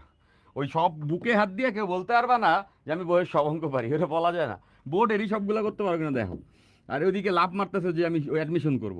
তো যাই হোক, এইচএসসি এবং হচ্ছে গিয়া অ্যাডমিশন, অ্যাডমিশন এইচএসসি এবং অ্যাডমিশন সব কাভার হয়ে যাবে শুধুমাত্র তুমি যদি বইয়ের অঙ্ক করো। তো এখন এই কথা তুমি কেন বিশ্বাস করবা? কারণ আমার ক্ষেত্রে তাই হয়েছে। আর আমার ক্ষেত্রে কি হয়েছে, আমি কি এমন আহামরি করছি, তাই না? তো আমার ক্ষেত্রে কি হয়েছে আমি তোমাকে এতটুকু ছোট করে বলতে পারি যে আমি বইয়ের সকল ম্যাথই করেছি। আমার টিচার ছিলেন রেজাউল হক স্যার, নটরডাম কলেজের, নটরডাম কলেজের রেজাউল হক স্যার। ভাই হি ইজ সামন else's. Reza sir, Reza sir, Reza sir, আমি তার কথা আজকে উল্লেখ করবো। রেজা স্যার, রেজা স্যার, আমরা পড়বো ফিজিক্স, একটু বলে নি, এগুলো দরকার, প্রত্যেকটা কথা দরকার। রেজা স্যার, আমি ম্যাথমেটিক্স পড়ছি, রেজা স্যার আমার ক্লাসেই পড়াইতেন। রেজা স্যার নটরডাম কলেজে, আমি কলেজে শুধুমাত্র রেজা স্যারের ক্লাস করছি, আর কিচ্ছু করি নাই। কেন ইমাজিন ইন্টারমিডিয়েট আমি কখনোই ম্যাথের জন্য টিউশন পড়ি নাই, শুধুমাত্র রেজা স্যারের ক্লাস করছি। আমাদের কলেজের টিচার, উনি সিলেবাস শেষ করে দিচ্ছে, ই ইজ অ্যামেজিং। স্যারের একটা ব্লক ছিল, স্যার সব অঙ্ক করার পরে এরকম লিখতো, রেজাস ব্লক, নামই ছিল রেজাস ব্লক। আমরা যেখানে আনসার লিখি না, উনি এইভাবে করে এইটা দিত, রেজাস ব্লক, ভালো লাগতো। তো যাই হোক, এবার তো যখন আমি আসলে তার ক্লাস করছি, তিনি বইয়ের অঙ্কগুলাই করাইছেন। এবং নর্থডাম কলেজে 10 রাউন্ড কুইজ আমি দিছিলাম, 10 রাউন্ড কুইজের প্রত্যেকটা পরীক্ষাতে আমি 100 পাইছি, প্রত্যেকটা পরীক্ষাতে 100 পাইছি, প্রত্যেকটা পরীক্ষাতে 100 পাইছি, প্রত্যেকটা এনডিসিতে প্রত্যেকটা পরীক্ষাতে 100 পাইছি, প্রত্যেকটা পরীক্ষাতে 100 পাইছি। এইটা জোর করে এটা এটা পাওয়া যায় না, এটা এমন না যে আমি পড়ছি দেখেই পাইছি, খালি পড়িরাও 100 পাওয়া যায় না, এটা সত্য কথা। এটা 99% পরিশ্রম, 1% লাক। আমি যে চাইতাম যে না সব পরীক্ষা 100 পাবো, এটা সম্ভব না। অনেক ভালো স্টুডেন্টই থাকতে পারে, ও আমার থেকে ভালো ম্যাথ পারে, তাও হয়তো সব পরীক্ষাতে 100 পায় না। ডেফিনেটলি সব পরীক্ষা 100 পাইতে হলে তাকে ভালো তো হইতে হবে, সুপার স্টুডেন্ট তো হইতেই হবে, ফাইন। তো যেটা আমি বলতেছি, প্রত্যেকটা পরীক্ষাতে আমি 100 পাইছি ম্যাথমেটিক্সে। শুধু ওই বইয়ের অঙ্ক করে ভাই আমি আজগুবি অঙ্ক করি নাই, পাশাপাশি অ্যাডমিশন টেস্টে তো বুয়েট সিএসসিতেই আমি পড়েছি, তাই না? বুয়েট সিএসসিতেই তো আমি চান্স পাইছি, অ্যাডমিশন পরীক্ষা দিছি আর আমি চান্স পাই নাই এমন কোনো অ্যাডমিশন পরীক্ষা হয় নাই আমার সময় ভাই। আমার ফ্রেমে আমি ভাই যা লাগছে পারছি, পরীক্ষা দিতে বসছি, চান্স পাবো না মানে? ওই সময় টপ টিয়ার বুয়েট সিএসসি, ওই সময় প্রথম সাবজেক্টই বুয়েট সিএসসি, এইটাই যারা টপার থাকে, যারা ভালো করে, তারা চান্স পায়। তো এতটুকুতে আমার হয়ে গেছে, এই জন্য আমার এত বিশ্বাস, এই জন্য আমি কনফিডেন্সের সঙ্গে বলতে পারি, এই জন্যই আমার এত কনফিডেন্স যে ভাইয়া বইয়েরটা শেষ করতে হবে। কিন্তু ফিজিক্সের জগতে তখন তুমি আসবা, তখনই খেলা যায় ঘুইরা। ফিজিক্সে ভাইয়া সবাই আইনস্টাইন, ওই এইচএসসি পরীক্ষার কোশ্চেনও বানায় আসবে, ওই ওই কি বলে, ওই যে মান্থলি পরীক্ষার কোশ্চেনও স্যার যখন কোশ্চেন করতে বসে না ফিজিক্স স্যাররা, তখন তাদের উপরে আইনস্টাইনের আত্মা এসে ভর করে। আইনস্টাইনের আত্মা তাদের উপরে ভর করে, কারো উপরে আইনস্টাইনের আত্মা, কারো উপরে নিউটনের আত্মা, কারোর উপরে পেতাত্তা, মঞ্জুরিকা, মঞ্জুরিকা, কারো উপরে মঞ্জুরিকা ভর করে। যাই হোক, তো এইগুলো যখন ভর করে তখন যেটা হয়, সবাই তখন খুব খুব সবাই তখন আর কি নিজেকে আইনস্টাইন ভেবে ফেলে। এরপরে সবাই দেয় একটা প্যাচ, এমন প্যাচ দেয়, কিছু কিছু টিচাররা তো প্যাচ দিতে যায় নিজেই প্যাচ খেয়ে যায়, মানে এমন কোশ্চেন করে কোশ্চেন ভুল, এটাও হয়। তবে মেজরিটির ক্ষেত্রে এরকমই হয় যে একটা একটা কোশ্চেন একটা প্যাচ লাগাই দেয়, সেটা ওই মান্থলি পরীক্ষা হোক, সেটা ওই ইয়ার ফাইনাল পরীক্ষা। আর এনডিসিতে যখন আমি পড়ছি ভাই, ফিজিক্স কোশ্চেনটাই একদম এমন মারা দিয়ে দিত, মনে হয়তো ম্যাথে ওই 100 পাবো, কেমিস্ট্রি তো মুখস্থ করে যায় 100ই পাইতাম। সত্য, যেটা আমার সত্য, আমি বলে ফেলছি। কেমিস্ট্রি ওই অঙ্ক মুখস্থ অঙ্ক কয়েকটা সূত্র আছে ওডি বসাইতাম আর শেষ, সব বিক্রিয়া টিক্রিয়া কয়েকটা আছে মেকানিজমালা বিক্রিয়া, মেজরিটি তো মুখস্থ হবে বলে লাভ নেই ভাই, মেমোরাইজ না করলে কেমিস্ট্রি মিলে না। সো কিন্তু জগৎ ছোট, পারতাম। ম্যাথ কেমিস্ট্রি নিয়ে কোনো ভয় নাই। এই ফিজিক্সে আসলে পড়তাম সারাদিন ফিজিক্স আর মারা খাইতাম যায় ফিজিক্সে। ফিজিক্সে যে সবাই আনস্টেন। তো আমি যেটা বলতে চাচ্ছি যে আমি ম্যাথকে সোজা বলতেছি না, আমি ওয়ে বলে দিলাম, এভাবে করে তোমরা পড়বা। তো ফিজিক্সের ক্ষেত্রে একটু ব্রেনস্টর্ম করতে হয়, ইমাজিনেশন করতে পারতে হয়, ইমাজিনেশন পাওয়ারটাই আমি তোমার ব্রেনে সেট করে দেব। অঙ্ক সূত্র মুখস্থ করে গেলে এইরকম অ্যাপ্রোচে যায় কিছু করতে পারতাম না, বলে দিলাম। তো যাই হোক, এবার আসো, এবার পড়ালেখায় আসি। আমি অনেক কথা বলি ক্লাসের মাঝখানে, এই কথাগুলা তুমি আমাকে দিয়ে বলাইতে পারবা না, আমি বারবার বললাম, বলাইতে পারবা না, এগুলো ইফেক্টিভ কথাবার্তা। ওই চটকদার অনলাইনের টিচার হয়ে যা না তা পোলাপান যে বইলা ভিউ ব্যবসায়ী, লাইক পাপি হব না। ফাইন, এখনো বেঁচে আছি তাই না, অতিকায় ডাইনোসর বিলুপ্ত হয়েছে, তেলাপোকা আজও বেঁচে আছে, তাই না? তো ওইটাই। এবার আসো, এবার আসো, এবার আসো যে এবার আসো যে এবার আসো যে এবার আসো যে এই এ থেকে বি বিন্দুতে যাবে, এই যে এ থেকে বি বিন্দুতে যাবে সমষ্ণ প্রসারণ, এবং এখানে আমরা জানি যে তাপমাত্রা থাকবে T1। বি থেকে সি বিন্দুতে যাবে, বি থেকে সি বিন্দুতে যাবে, তাপমাত্রা চেঞ্জ হয়ে যাবে, এখানে এসে তাপমাত্রা হয়ে যাবে T2, তাপমাত্রা T2, তাপমাত্রা T2। এই সি থেকে ডি পর্যন্ত, সি থেকে ডি পর্যন্ত পুরা তাপমাত্রা, সি থেকে ডি পর্যন্ত পুরা তাপমাত্রা থাকবে T2। এরপর ডি থেকে এতে যখন যাবে তাপমাত্রা আবার T1 হয়ে যাবে। তো এই অঙ্কটা এইচএসসি পরীক্ষাতে কমন, এই টপিকের অঙ্কটা এইচএসসি পরীক্ষাতে কমন, এইচএসসি পরীক্ষাতে কমন। সো এটা আমি একটু করাচ্ছি। হ্যাঁ, তো এখানে বলে দিছে যে আদি তাপমাত্রা 390 কেলভিন, বলে দিছে T1 হচ্ছে গিয়ে 390 কেলভিন, 390 কেলভিন। আর এটা বলছে বি বিন্দুর আয়তন ভিবি, আর সি বিন্দুর আয়তন হচ্ছে গিয়া বি বিন্দুর আয়তনের 4 গুণ। বলেছে সি বিন্দুর আয়তন বি বিন্দুর আয়তনের 4 গুণ, সি বিন্দুর আয়তন বি বিন্দুর আয়তনের 4 গুণ, সি বিন্দুর আয়তন বি বিন্দুর আয়তনের 4 গুণ। আর কি বলা আছে, এই যে পরীক্ষাটা করা হয়েছে সেটা হচ্ছে গিয়া 15 মোল অক্সিজেন গ্যাসের উপরে, 15 মোল অক্সিজেন গ্যাস ছিল। এই যে এই পুরা এই প্রসারণ সংকোচন করা হয়েছে, এগুলো 15 মোল অক্সিজেন গ্যাসের উপরে করা হয়েছে। এবং বাইদা ভাই এখানে অনেকগুলা কোশ্চেন জিজ্ঞাসা করছে, এখানে বাইদা ভাই অনেকগুলা কোশ্চেন জিজ্ঞাসা করছে। কি কি কোশ্চেন জিজ্ঞাসা করছে?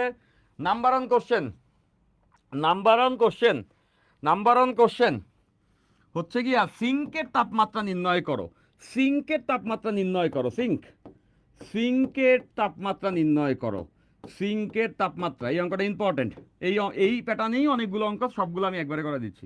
তাপমাত্রা নির্ণয় করো, সিঙ্কের তাপমাত্রা নির্ণয় করো, সিঙ্কের তাপমাত্রা নির্ণয় করো। এটা একটা 2 নম্বর কোশ্চেন, 2 নম্বর কোশ্চেন, 2 নম্বর কোশ্চেন।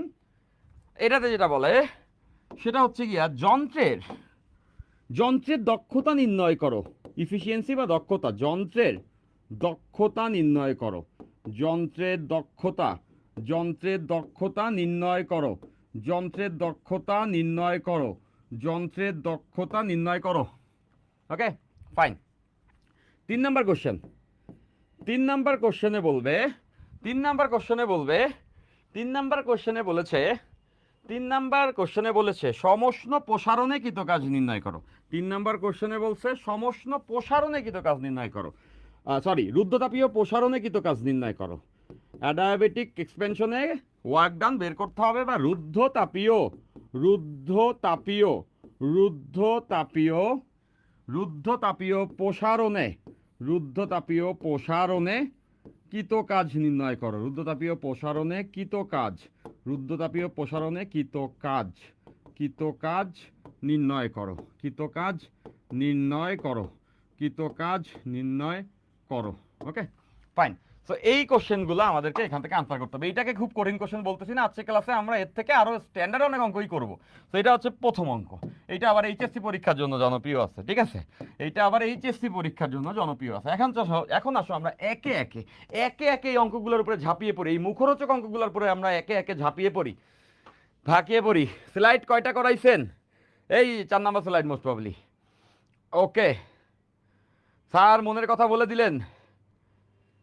হ্যাঁ মনের কথা বলে দিছি, তোমাদের সব মনের কথা আমি জানি, অন্তর্গামী, ফাইন, অন্তর্জামী, মনের কথা জানি। তো এবার আসো মনের কথা না, সত্য কথা বলে দিছি ভাই, মনের কথা কেন বলবো?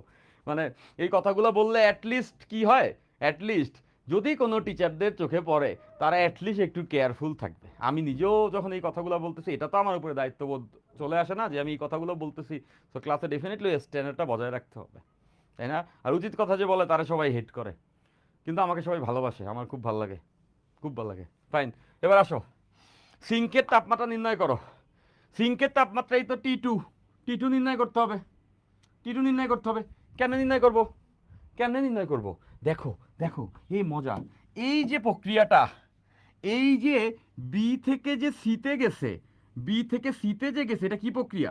এইটা রুদ্ধ তাপীয় প্রক্রিয়া, এটা রুদ্ধ তাপীয় প্রসারণ, রুদ্ধ তাপীয় প্রসারণ, রুদ্ধ তাপীয় প্রসারণ, রুদ্ধ তাপীয় প্রসারণ।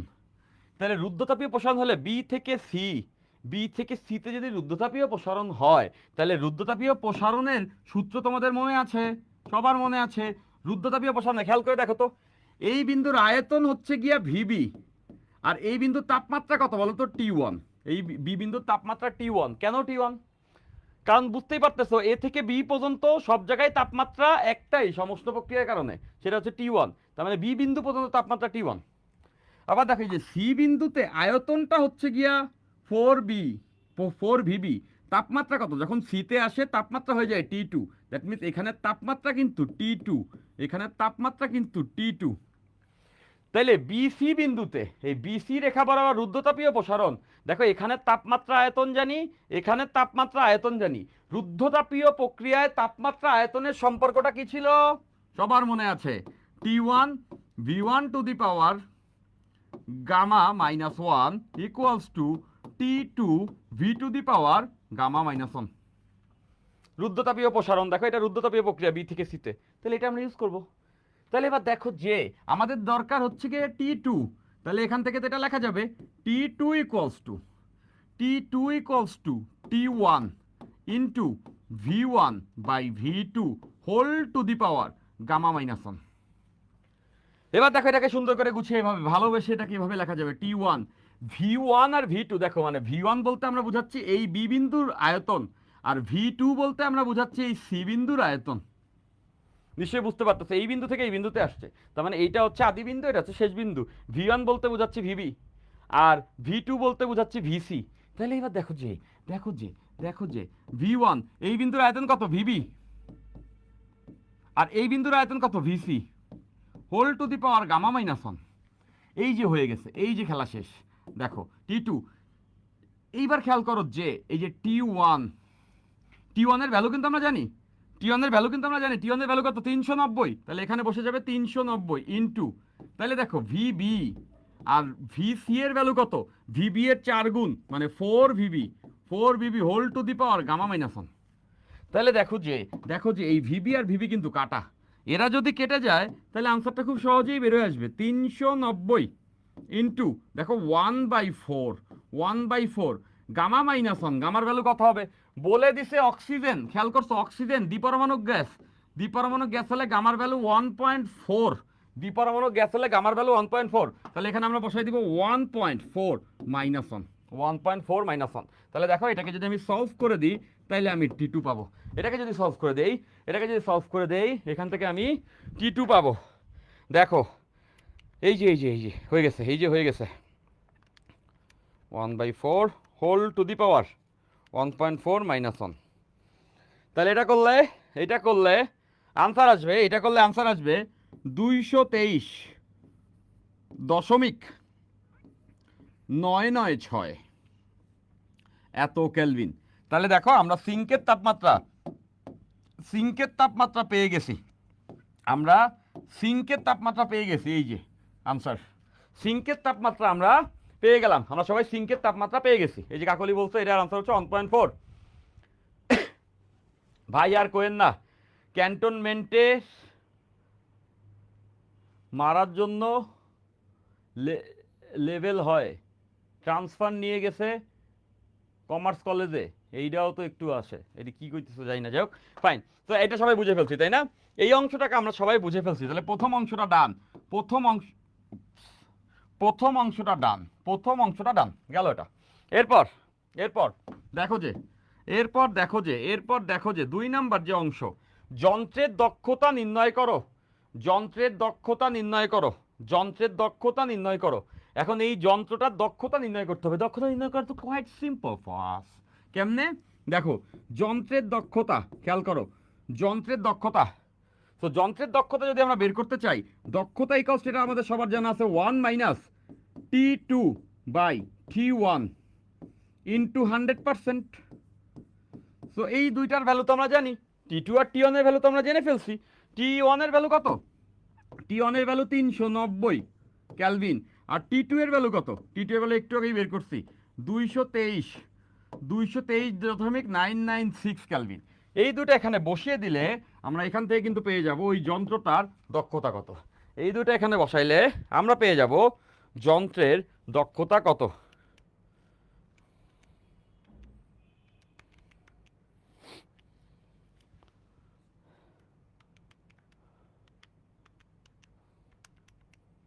ওকে ফাইন, এইটার আনসার আসবে 42.56%। যন্ত্রটা খুব একটা ভালো না, দেখো ইফিসিয়েন্সি 42, 50%-এর উপর হলে যন্ত্র ভালো হয় তাই না, যে অ্যাটলিস্ট 50% শক্তিরে কনভার্ট করতে পারে কাজে, বাট এটা 42% শক্তিরে পারে। তো বুঝতে পারতেছি যন্ত্রের দক্ষতা এত হবে। এইগুলা কিন্তু এইচএসসির কমন অঙ্ক, এইচএসসির কমন অঙ্ক মানে এইগুলাই এইচএসসির ভালো অঙ্ক। ওকে, তাহলে দেখো যন্ত্রের দক্ষতাও আমরা বের করে ফেলতে পারছি, যন্ত্রের দক্ষতাও বের করে ফেলতে পারছি। ওকে, এই ভেরি গুড, এই যে মিরাজ আনসার করছে, এই অনেকে আনসার করছে তাই না, তো গেল এটা যন্ত্রের দক্ষতা গেল। তাহলে এবার কি দরকার? এবার দরকার 3 নম্বরে রুদ্ধতাপীয় প্রসারণে কৃতকাজ, রুদ্ধতাপীয় প্রসারণে কৃতকাজ। এটার জন্য আমি চলে যাচ্ছি পরের স্লাইডে।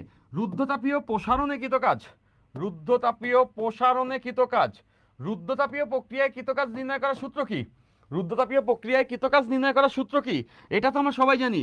রুদ্ধতাপীয় প্রক্রিয়ায় কৃতকাজ যখন বের করব এই সূত্রটা ইউজ করব। দেখো আমি টেম্পারেচার জানি, T1 T2 জানি, T1 আর T2 বের করে ফেলছি, তাহলে তাপমাত্রা দিয়ে যে সূত্রটা সেটা ইউজ করবো। সেটা কি বলতো? NR, NR divided by 1 minus gamma T2 minus T1, T2 minus T1, এই সূত্র ইউজ করব, তাহলে অঙ্ক হয়ে যাবে। এখন বলো কত মোল গ্যাস আছে? কত মোল গ্যাস আছে? এই যে বলে দিছে কিন্তু 15 মোল গ্যাস আছে। কি গ্যাস? Oxygen gas. 15 মোল গ্যাস আছে, দ্যাট মিনস এই এন এর ভ্যালু কত হবে? 15। আর এর ভ্যালু সবাই জানি, এটা তো ধ্রুবক, এটা হচ্ছে গিয়ে 8.314। ওকে, গামা অক্সিজেন বলছে, তো অক্সিজেনের গামা আমরা জানি 1.4 দ্বিপরমাণুক। T2 এই যে আমরা এখানে অলরেডি বের করছি 223.996, 223.996। আর T1 390, এটা বসাই দিলেই কাজ শেষ তাই না? এইটাই রুদ্ধতাপীয় প্রসারণে, এইটাই রুদ্ধতাপীয় প্রসারণে কৃতকাজ, এইটাই রুদ্ধতাপীয় প্রসারণে কৃতকাজ। সো এই যে এই যে এই যে হয়ে গেছে, এই যে দেখছো কত সহজে হয়ে গেছে। এই বই খুলে দেখো না, টেস্ট পেপার থাকলে খুলে দেখো, এই টাইপের অঙ্কই, এই কনসেপ্টগুলোর অঙ্ক দিয়েই এইচএসসি পরীক্ষা জয় জয়কার অবস্থা। এগুলো আমি দেখি আর হাসি যে এতটুকু পড়েই কেমনে এইচএসসিতে পোলাপান ভালো করে তাই না, এতটুকু পড়েই কেমনে এইচএসসিতে পোলাপান ভালো করে। ফাইন, আচ্ছা, সো এইখান থেকে ক্যালকুলেশন করলে আনসার চলে আসে 51755.8971 জুল, এতটুকু। ওকে fine, so that's the answer. এইটাই হচ্ছে গিয়া এই রুদ্ধতাপীয় প্রসারণে কৃতকাজের ফলাফল, এইটাই হচ্ছে রুদ্ধতাপীয় প্রসারণে কৃতকাজের ফলাফল। আমি আরেকবার চেক করে দেখি আনসার ঠিক আছে কিনা। আছে, ঠিক আছে, ঠিক আছে, একদম ঠিক আছে। আনসার যা হবার আনসারটি তাই হয়েছে, এবং আনসারটা এত জুল। পারা যাবে না? ডেফিনেটলি পারা যাবে, ডেফিনেটলি পারা যাবে। আমি জানি সবাই এই অঙ্ক পেরে ফেলছো তাই না? আমরা এমনভাবে পড়ছি যে এই অঙ্ক পারবে না এমন স্টুডেন্ট এখানে নাই। এমন অঙ্ক হচ্ছে গিয়া সবাই আমরা পেরে ফেলছি, আমরা এভাবে করে বিল্ড আপ করছি। তো এই টাইপের অঙ্ক যদি আমাদের এসে যায় তাহলে বসাও বসাও, আমরা জাস্ট ধূপধাপ এই অঙ্ক বসায় দিব, ধূপধাপ এই অঙ্ক বসায় দিব। তাহলে এবার আসেন যে এবার আমরা আরেকটু অন্য ধাপে যে অঙ্ক করব। এই অঙ্কটা দেখো, এই অঙ্কটা চমৎকার একটা অঙ্ক। এই অঙ্কটা বুয়েট অ্যাডমিশন টেস্টে আসছে, এই অঙ্কটা বুয়েট অ্যাডমিশন টেস্টে আসছে, এবং বুয়েট অ্যাডমিশন টেস্টে আসছে এই কথা দ্বারা এই অঙ্করে এত স্পেশাল বলার কিছু নাই। বুয়েটে আসছে এটা শুনলে আমাদের ওই সাইকোলজিক্যাল ব্যারিয়ার আছে, প্রত্যেকটা মানুষ একটা জিনিসকে বড় ছোট এরকম ভাবে, মানসিকভাবে ভাবে, সেটা কঠিন না হলেও সে ধরে নেয়। অনেকে আছে এই বুয়েট টুয়েট না লিখে এই অঙ্ক দিলে অনেকে বুঝে যেত, প্রথমেই পায়রা যেত, এই বুয়েট করার মাধ্যমে এই তো এই মনে হয় কোনো একটা কাহিনী। তো ব্যাপারটা এরকম না। তো আমি তারপরে আমি জাস্ট ইনফরমেশনের জন্য জানা রাখতেছি যে এটা বুয়েটে আছে একটা অঙ্ক, বাট এটা আমরা অনায়াসে সবাই পারবো। তো এটা স্টেটমেন্টটা আমরা একটু দেখে ফেলি, তাই না? এটা স্টেটমেন্টে কি বলেছে?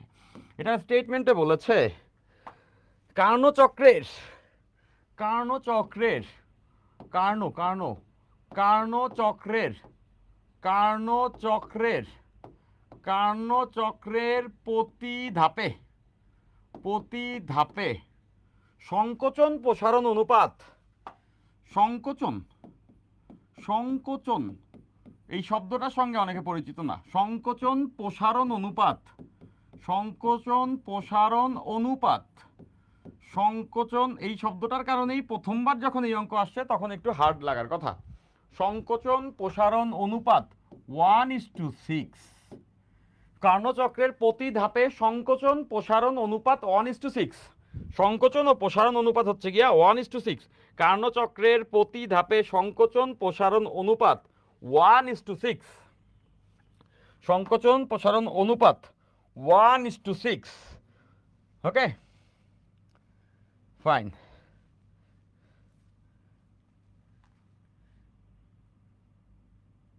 যন্ত্রের যন্ত্রের দক্ষতা নির্ণয় করো। যন্ত্রের দক্ষতা যন্ত্রের দক্ষতা যন্ত্রের দক্ষতা যন্ত্রের দক্ষতা নির্ণয় করো। যন্ত্রের দক্ষতা নির্ণয় করো। ওই যন্ত্রের দক্ষতা নির্ণয় করতে হবে। দুইটা ইনফরমেশন আরও দেওয়া আছে। আদি তাপমাত্রা আদি তাপমাত্রা আদি তাপমাত্রা আদি তাপমাত্রা 147°C এবং গামার ভ্যালু 1.4, গামার ভ্যালু 1.4 এটা দেওয়া আছে। এখন আগের অঙ্ক আর এই অঙ্কের মধ্যে খুব যে বেশি পার্থক্য আছে এমন না। আগের অঙ্ক আর এই অঙ্কের মধ্যে তেমন বেশি যে পার্থক্য আছে ব্যাপারটা মোটেও এরকম না। এটা খুব সহজেই আমরা এটাকে সলভ করে ফেলতে পারবো, আমরা এটা খুব সহজে সলভ করে ফেলতে পারবো। আচ্ছা, তো দেখো যে আমরা জানি বলেছে যন্ত্রের দক্ষতা নির্ণয় করতে। যন্ত্রটা কতটুকু দক্ষ সেটা আমাদেরকে বের করতে হবে। যন্ত্রটা কতটুকু দক্ষ সেটা আমাদেরকে বের করতে হবে। তাইলে দেখো আমরা দক্ষতা ইকুয়ালস টু জানি eta equals to 1 minus T2/T1 into 100%, T2/T1 into 100%। এখন T1 এর ভ্যালু তো অঙ্কেই বলে দিছে। আদি তাপমাত্রা কি বলে দিয়েছে না? বলে দিয়েছে। আদি তাপমাত্রা হচ্ছে 127°C। তাহলে 127°C এটাকে কিসে নিতে হবে? ক্যালভিনে। 273 এর সঙ্গে যোগ করলে হবে 400 ক্যালভিন। তার মানে এখানে বসে যাবে 400 ক্যালভিন। তাহলে একটা ইনফরমেশন খুবই ভাইটাল, সেটা হচ্ছে টি টুটা বের করলে এই অঙ্ক হয়ে যাবে। এখন এখানে একটা কথা বলছে, কি বলতো? সংকোচন প্রসারণ অনুপাত 1:6 বলেছে। সংকোচন এবং প্রসারণ অনুপাত 1:6। এই কথার মানে কি? সংকোচন প্রসারণ অনুপাত এই কথার মানে কি? এই কথার মানেটা বইয়ে লেখা নাই আর কি, ওই কোশ্চেনে আসছিল। তো এই কথার মানেটা হচ্ছে এরকম যে যখন কার্ণচক্রে সংকুচিত হয় তখন 6/1 হয়ে যায়, আর যখন প্রসারিত হয় তখন 6 গুণ হয়ে যায়। তো দেখো জিনিসটা কি, এখান থেকেই তোমরা বুঝবা। এই যে আমি এই গ্রাফটা একটু এঁকে নিলে তোমরা সবাই এটা বুঝে ফেলবা। দেখো এই যে হয়ে গেছে সংকোচন প্রসারণ অনুপাত। এই কথাটা আসলে কি বুঝাইছে এটা একটু আমরা বুঝে নিচ্ছি। দেখো এই পিভি গ্রাফ তো এইরকম, তাই না? তো আমরা জানি এখানে হচ্ছে গিয়া প্রসারণ হইছে, এখানে প্রসারণ হইছে, এখানে সংকোচন হইছে, এখানে সংকোচন হইছে। তো দেখো এই জায়গাতে যদি আয়তন হয় ভি, দেখো এই জায়গাতে যদি আয়তন হয় ভি, প্রসারণ হইছে, প্রথমে কি হয় প্রসারণ, প্রসারণ হইলে হয়ে যাবে হচ্ছে কি এই যে বলছে সংকোচন প্রসারণ অনুপাত, মানে প্রসারণ হলে হয়ে যাবে 6 গুণ আর সংকোচন হলে হয়ে যাবে 6/1 তাহলে দেখো এইখানে ছিল ভি, এখানে প্রসারণ হইছে, দ্যাট মিনস এই বিন্দুতে আয়তন হয়ে যাবে 6v, 6 গুণ, প্রসারণ হইলে 6 গুণ হয়ে যাবে, আয়তন 6 গুণ বাড়বে। এরপর দেখো এই বিন্দু থেকে এই বিন্দুতে আসছে, প্রতি ধাপে বলে দিচ্ছে প্রত্যেকটা ধাপেই 6 গুণ হয়ে যায়। তো এই বিন্দু থেকে যখন এই বিন্দুতে আসছে তখনও তো প্রসারণ, এটা সমষ্ণ প্রসারণ, এটা রুদ্রতাপীয় প্রসারণ, তাহলে এইখানে আসলে প্রত্যেকটা প্রসারণ হয়ে যাবে 6 গুণ, মানে এই 6v এখানে আসলে আরো 6 গুণ হয়ে যাবে, মানে 36v হয়ে যাবে। দেখো এইখানে ছিল 6v, এখান থেকে এখানে আসে মানে কি প্রসারণ, প্রসারণ হলে প্রত্যেক প্রসারণে 6 গুণ হয়ে যায়, তাহলে দেখো এই 6v কে 6 দ্বারা গুণ করলে 36v, বুঝে গেছে এটা। এরপর দেখো এই বিন্দু থেকে যখন এই বিন্দুতে আসছে এটা কি সংকোচন না, সংকোচন হইলে হয়ে যাবে 6/1, 1:6, মানে সংকোচন হয়ে যাবে 6/1 আর প্রসারণ হলে 6 গুণ। তাহলে দেখো যখন এই বিন্দুতে আসছে এইটা হয়ে যাবে 6/1, 36v কে 6 দ্বারা ভাগ করলে কত হবে, 36v কে 6 দ্বারা ভাগ করলে এখানে আসলে আবার 6v হয়ে যাবে না। দেখো 36v এবার হয়ে যাবে 6/1, সংকোচন আয়তন কমবে, তাহলে 36v কে 6 দ্বারা ভাগ করলে এখানে হয়ে যাবে 6v। এরপর দেখো এই বিন্দু থেকে যখন এই বিন্দুতে আসবে তখন এটাও তো সংকোচন, রুদ্ধতাপীয় সংকোচন, তাহলে এখানে আসলেও 6/1 হবে, তাহলে দেখো 6v কে 6 দ্বারা ভাগ করলে আবার সেই আদি আয়তন ভি পেয়ে যাবে। দেখো 6v কে যখন সংকোচন হচ্ছে 6 দ্বারা ভাগ করবো আবার ভি হয়ে যাবে, দেখো আদি আয়তনে ব্যাক করছে। তাহলে নিশ্চয়ই সবাই বুঝতে পারছো, সবাই ডেফিনেটলি এইখানে বুঝতে পারছো। দেখো এই ভি থেকে যখন এইখানে গেছে প্রসারণ তখন 6 গুণ হয়ে গেছে, তখন খেয়াল করে দেখো এখানে ইন্টু 6 6 গুণ হয়ে গেছে, এখান থেকে যখন এখানে আসছে এটাও প্রসারণ, তাহলে এটাও 6 গুণ হয়ে গেছে, 36 হয়েছে, প্রথমে 6v তারপর এখান থেকে আরও বাইরে 6 গুণ 36, যখন এখান থেকে এখানে আসছে 6 ভাগ হয়ে গেছে, এই যে 1/6 এটা দ্বারা গুণ হয়ে গেছে, তাহলে 36কে 6 দ্বারা ভাগ করলে 6v, এটাকে যখন আবার সংকোচন হয়েছে তাহলে 1/6 দ্বারা গুণ হয়েছে আবার ভি হয়ে গেছে, মানে সংকোচন প্রসারণ অনুপাত বলতে এটা বোঝায়। সবাই এটা বুঝে গেছে তাই না? এবার দেখো মজা মামা, এবার দেখো মামা মজা, কি মজা, এই যে এই বিন্দু থেকে এই বিন্দুতে গেছে এটা কি রুদ্ধতাপীয়, রুদ্ধতাপীয় প্রসারণ, রুদ্ধ প্রসারণ, আমি নাম দিলাম রূপ্র, রুদ্ধতাপীয় প্রসারণ, এটার নাম দিলাম রুদ্ধতাপীয় প্রসারণ, এটা হচ্ছে রুদ্ধতাপীয় প্রসারণ, এখানে রুদ্ধতাপীয় প্রসারণ হয়েছে। এখন আমার লাগবে T2 ভাইয়া, T2 পাইলে তো আমার কাজ শেষ, আমার তো আর অন্য কিছুর দরকার নাই, আমার দরকার হচ্ছে T2। দেখো আমার দরকার হচ্ছে ভাইয়া T2, আমার দরকার হচ্ছে ভাইয়া T2, আমার দরকার T2। তাহলে দেখো আমরা তো এটা জানি, আমরা এটা জানি যে, আমরা এটা জানি যে এই জায়গাতে এই জায়গাতে আয়তন 6v আর তাপমাত্রা কিন্তু T1, তাই না? এই যে এইখানে তো সমষ্ণ প্রক্রিয়া, এখানে তাপমাত্রা T1, এই জায়গা থেকে যখন এখানে আসছে আয়তন তো 36v, তাপমাত্রা হয়ে যাবে T2, আমরা জানি রুদ্ধতাপীয় প্রসারণ হলে এখান থেকে এখানে আসলে T1 থেকে তাপমাত্রা T2 হয়ে যায়। তাহলে দেখো এই যে রুদ্ধতাপীয় প্রসারণ বা রুদ্ধতাপীয়তে প্রক্রিয়ায় আয়তন এবং তাপমাত্রার সম্পর্ক আমরা জানি, আয়তন এবং তাপমাত্রার সম্পর্ক কি আগের মতো, T1 V1 to the power gamma minus 1 equals to T2 V to the power gamma minus 1, তাই না? আমাদের দরকার এই টি টুকে আমরা চাই, আমরা কাকে চাই, টি2কে চাই। তাহলে দেখো টি2কে যদি আমরা চাই তাহলে টি2কে আমরা এখান থেকে খুঁজে পাবো, এখান থেকে টি2কে বের করে নিয়ে আসতে পারবো। সো টি2 তুমি বের হয়ে আসো, দেখো এই যে T two equals to T1 into V1 by V2 whole to the power gamma minus 1। এবার দেখো যে T1 এর ভ্যালু কিন্তু আমাদের অঙ্কে বলে দেওয়া আছে, T1 এর ভ্যালু অঙ্কে বলে দিয়েছে কত, এই যে 400 কেলভিন, 127°C মানে 400 কেলভিন। তাহলে দেখো এখানে আমি লিখতে পারবো 400 কেলভিন, এটা বুয়েটের একটা সাক্কা 10 মার্কের অঙ্ক, ইন্টু দেখো যে এই জায়গার আয়তন, এটাকে আমরা V1 বলতেছি, এটাকে আমরা V2 বলতেছি, তো এই জায়গার আয়তন 6v আর এই জায়গার আয়তন 36v whole to the power gamma minus 1। দেখো এখানের আয়তন 6v আর এখানের আয়তন 36v, তাহলে এটা হচ্ছে 6v, এটা 36v, তাহলে দেখো যে এই vb কাটা আর 6 দ্বারা 36কে ভাগ করলে 1/6 মানে 400 into 1/6 whole to the power গামার ভ্যালু কত 1.4 মাইনাস 1 দেওয়া আছে এটা এখানে।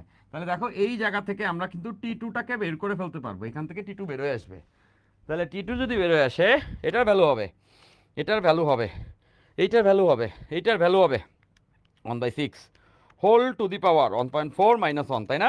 এটা যদি আমি করি তাহলে T2 এর ভ্যালু আসবে 195, 195.36 34 কেলভিন।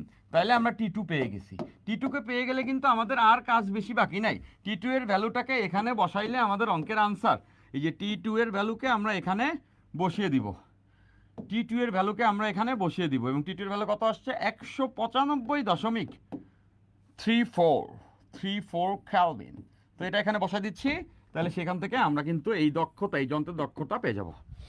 এখান থেকে আমরা যন্ত্রের দক্ষতা পেয়ে যাব 1 মাইনাস T2 এর ভ্যালু 195.34, 195.34 ডিভাইডেড বাই 400 ইন্টু 100।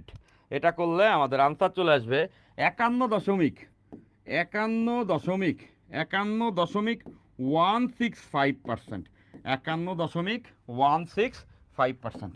তাহলে এই যে আনসার, এই যে আনসার, এই যে আনসার, এই যে আনসার। ডেফিনেটলি সবাই এটা বুঝে ফেলছি। তো এইটা মাথায় রাখতে পারো, একটা শর্টকাট মাথায় রাখতে পারো। সংকোচন প্রসারণ অনুপাত কত ছিল? 1/6। 1:6 মানে কত? 1/6।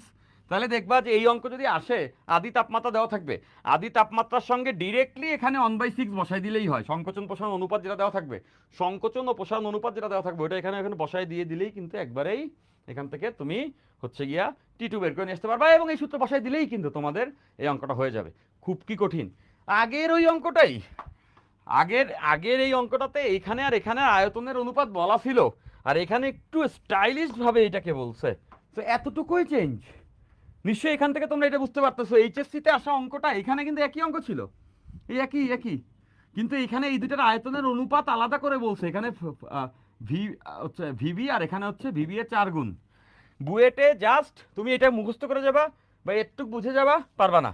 বুয়েটে যায় জাস্ট নতুন একটা শব্দ দেখবা, সংকোচন প্রসারণ অনুপাত। অ্যাডমিশনে শুধু কেন বুয়েট বলতেছি, ডিউ বলো বা বুয়েট বলো, এখানে সব থেকে বেশি স্ট্যান্ডার্ড কোশ্চেন হয়, সব থেকে বেশি স্ট্যান্ডার্ড কোশ্চেন হয় ডিউ এবং বুয়েটে। এটা সত্য।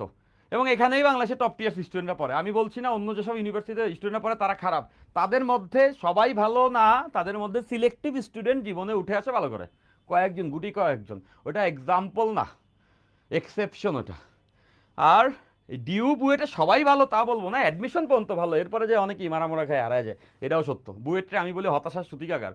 বুয়েটে বহুত স্টুডেন্ট আছে, বুয়েটে বহুত স্টুডেন্ট আছে, ওই বুয়েটে যায় মনে করো শেষ, এই সংখ্যা অনেক কম না। তারপরেও তার অ্যাডমিশন পর্যায়ে কোনো চিন্তা করলে they are the top tiers. Okay fine. So DU এবং বুয়েটের কোশ্চেন যথেষ্ট স্ট্যান্ডার্ড হয়, ডিউ এবং বুয়েটের কোশ্চেন যথেষ্ট স্ট্যান্ডার্ড হয়। আগে ডিউর কোশ্চেন আর বুয়েটের কোশ্চেন কম্পেয়ারেবলই ছিল না। বুয়েটেরটা একটা অন্য স্ট্যান্ডার্ড ছিল, ডিউর কোশ্চেন ছিল বাম হাত দিয়ে লিখে চান্স পেয়ে যাবো। আমি বাম হাতে লিখতে পারি তাই বলছি, বাম হাত দিয়ে লিখে চান্স পেয়ে যাবো। ডিউর কোশ্চেন আগে 120টা এমসিকিউ আসতো, দেদারসে দাগা, 20 বছরের কোশ্চেন পড়ে যায় খালি দাগা বসা। আমাদের সময় অ্যাডমিশন কোশ্চেনে এরকম ছিল, এই কলম দাও তো, দাগাও ডিউ, দূর গুনি নাকি ডিউ, না সরি এইভাবে বলা ঠিক না, ডিউ এটা অনেক অনেক ভালো ইনস্টিটিউশন। বাট অ্যাডমিশন পরীক্ষার প্রচেষ্টা আমার কাছে মনে হয় যে ডিউ দাগাও দাগাও দাগাও দাগাও দাগাও, যত তাড়াতাড়ি ফর্ম ফিল আপ করা, যত তাড়াতাড়ি গোল্লা ভরাট করা যায়, এটা ছিল ডিউর পরীক্ষা, এটা ছিল ডিউর পরীক্ষা। কিন্তু আস্তে আস্তে ডিউর পরীক্ষার স্ট্যান্ডার্ড বাড়ছে। লাস্ট 4 বছরের যদি আমি দেখি, 20 সাল থেকে 6 বছরেই যদি আমি দেখি, 20 থেকেই লাস্ট 6 বছরে ডিউতেও রিটেন অ্যাড করছে, এবং এখন ডিউর কোশ্চেন যথেষ্ট স্ট্যান্ডার্ড হয়। ডিউর কিছু কিছু কোশ্চেন দেখে আমারই অবাক লাগে, আরে এই সেই ডিউ যেন 120টা এমসিকিউ আসতো, ওই বিগত 20 বছরের কোশ্চেন পইরা গেলে খালি দাগা মামা। তো ওইটা ছিল। তো এখন স্ট্যান্ডার্ড অনেক, দুই একটা ডিউর কোশ্চেন আসে যেটা বুয়েটের স্ট্যান্ডার্ডের মতোই, তার থেকে ভালোও আসে দুই একটা ইদানিং কালে। তো ওই যারা যারা হচ্ছে কাট অফ মার্কের উপরে পায়, পাস টাস করে আর কি, তারা ডিউতে এখন চান্স পেয়ে যায়। তো রাইট নাও কম্পিটিশন অনেক হাই। একটা যুগ ছিল আমাদের যুগে, অনলাইন এডুকেশন কিছু ছিল না তো ভাই। তো ভালো টিচার যারা পান নাই, যারা পায় নাই, তারা ভালো করতে পারে নাই। নটরডেম কলেজ থেকে শতভাগ ভালো রেজাল্ট হয় সব সময়। বুয়েট বলো ডিউ বলো অনেক চান্স পায়, কেন পাইতো?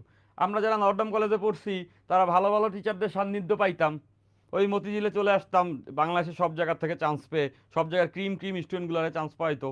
ওই দেখতাম সব জেলা স্কুলে first boy, second boy, third বয় এসে জড়ো হয় নটরডেম কলেজে।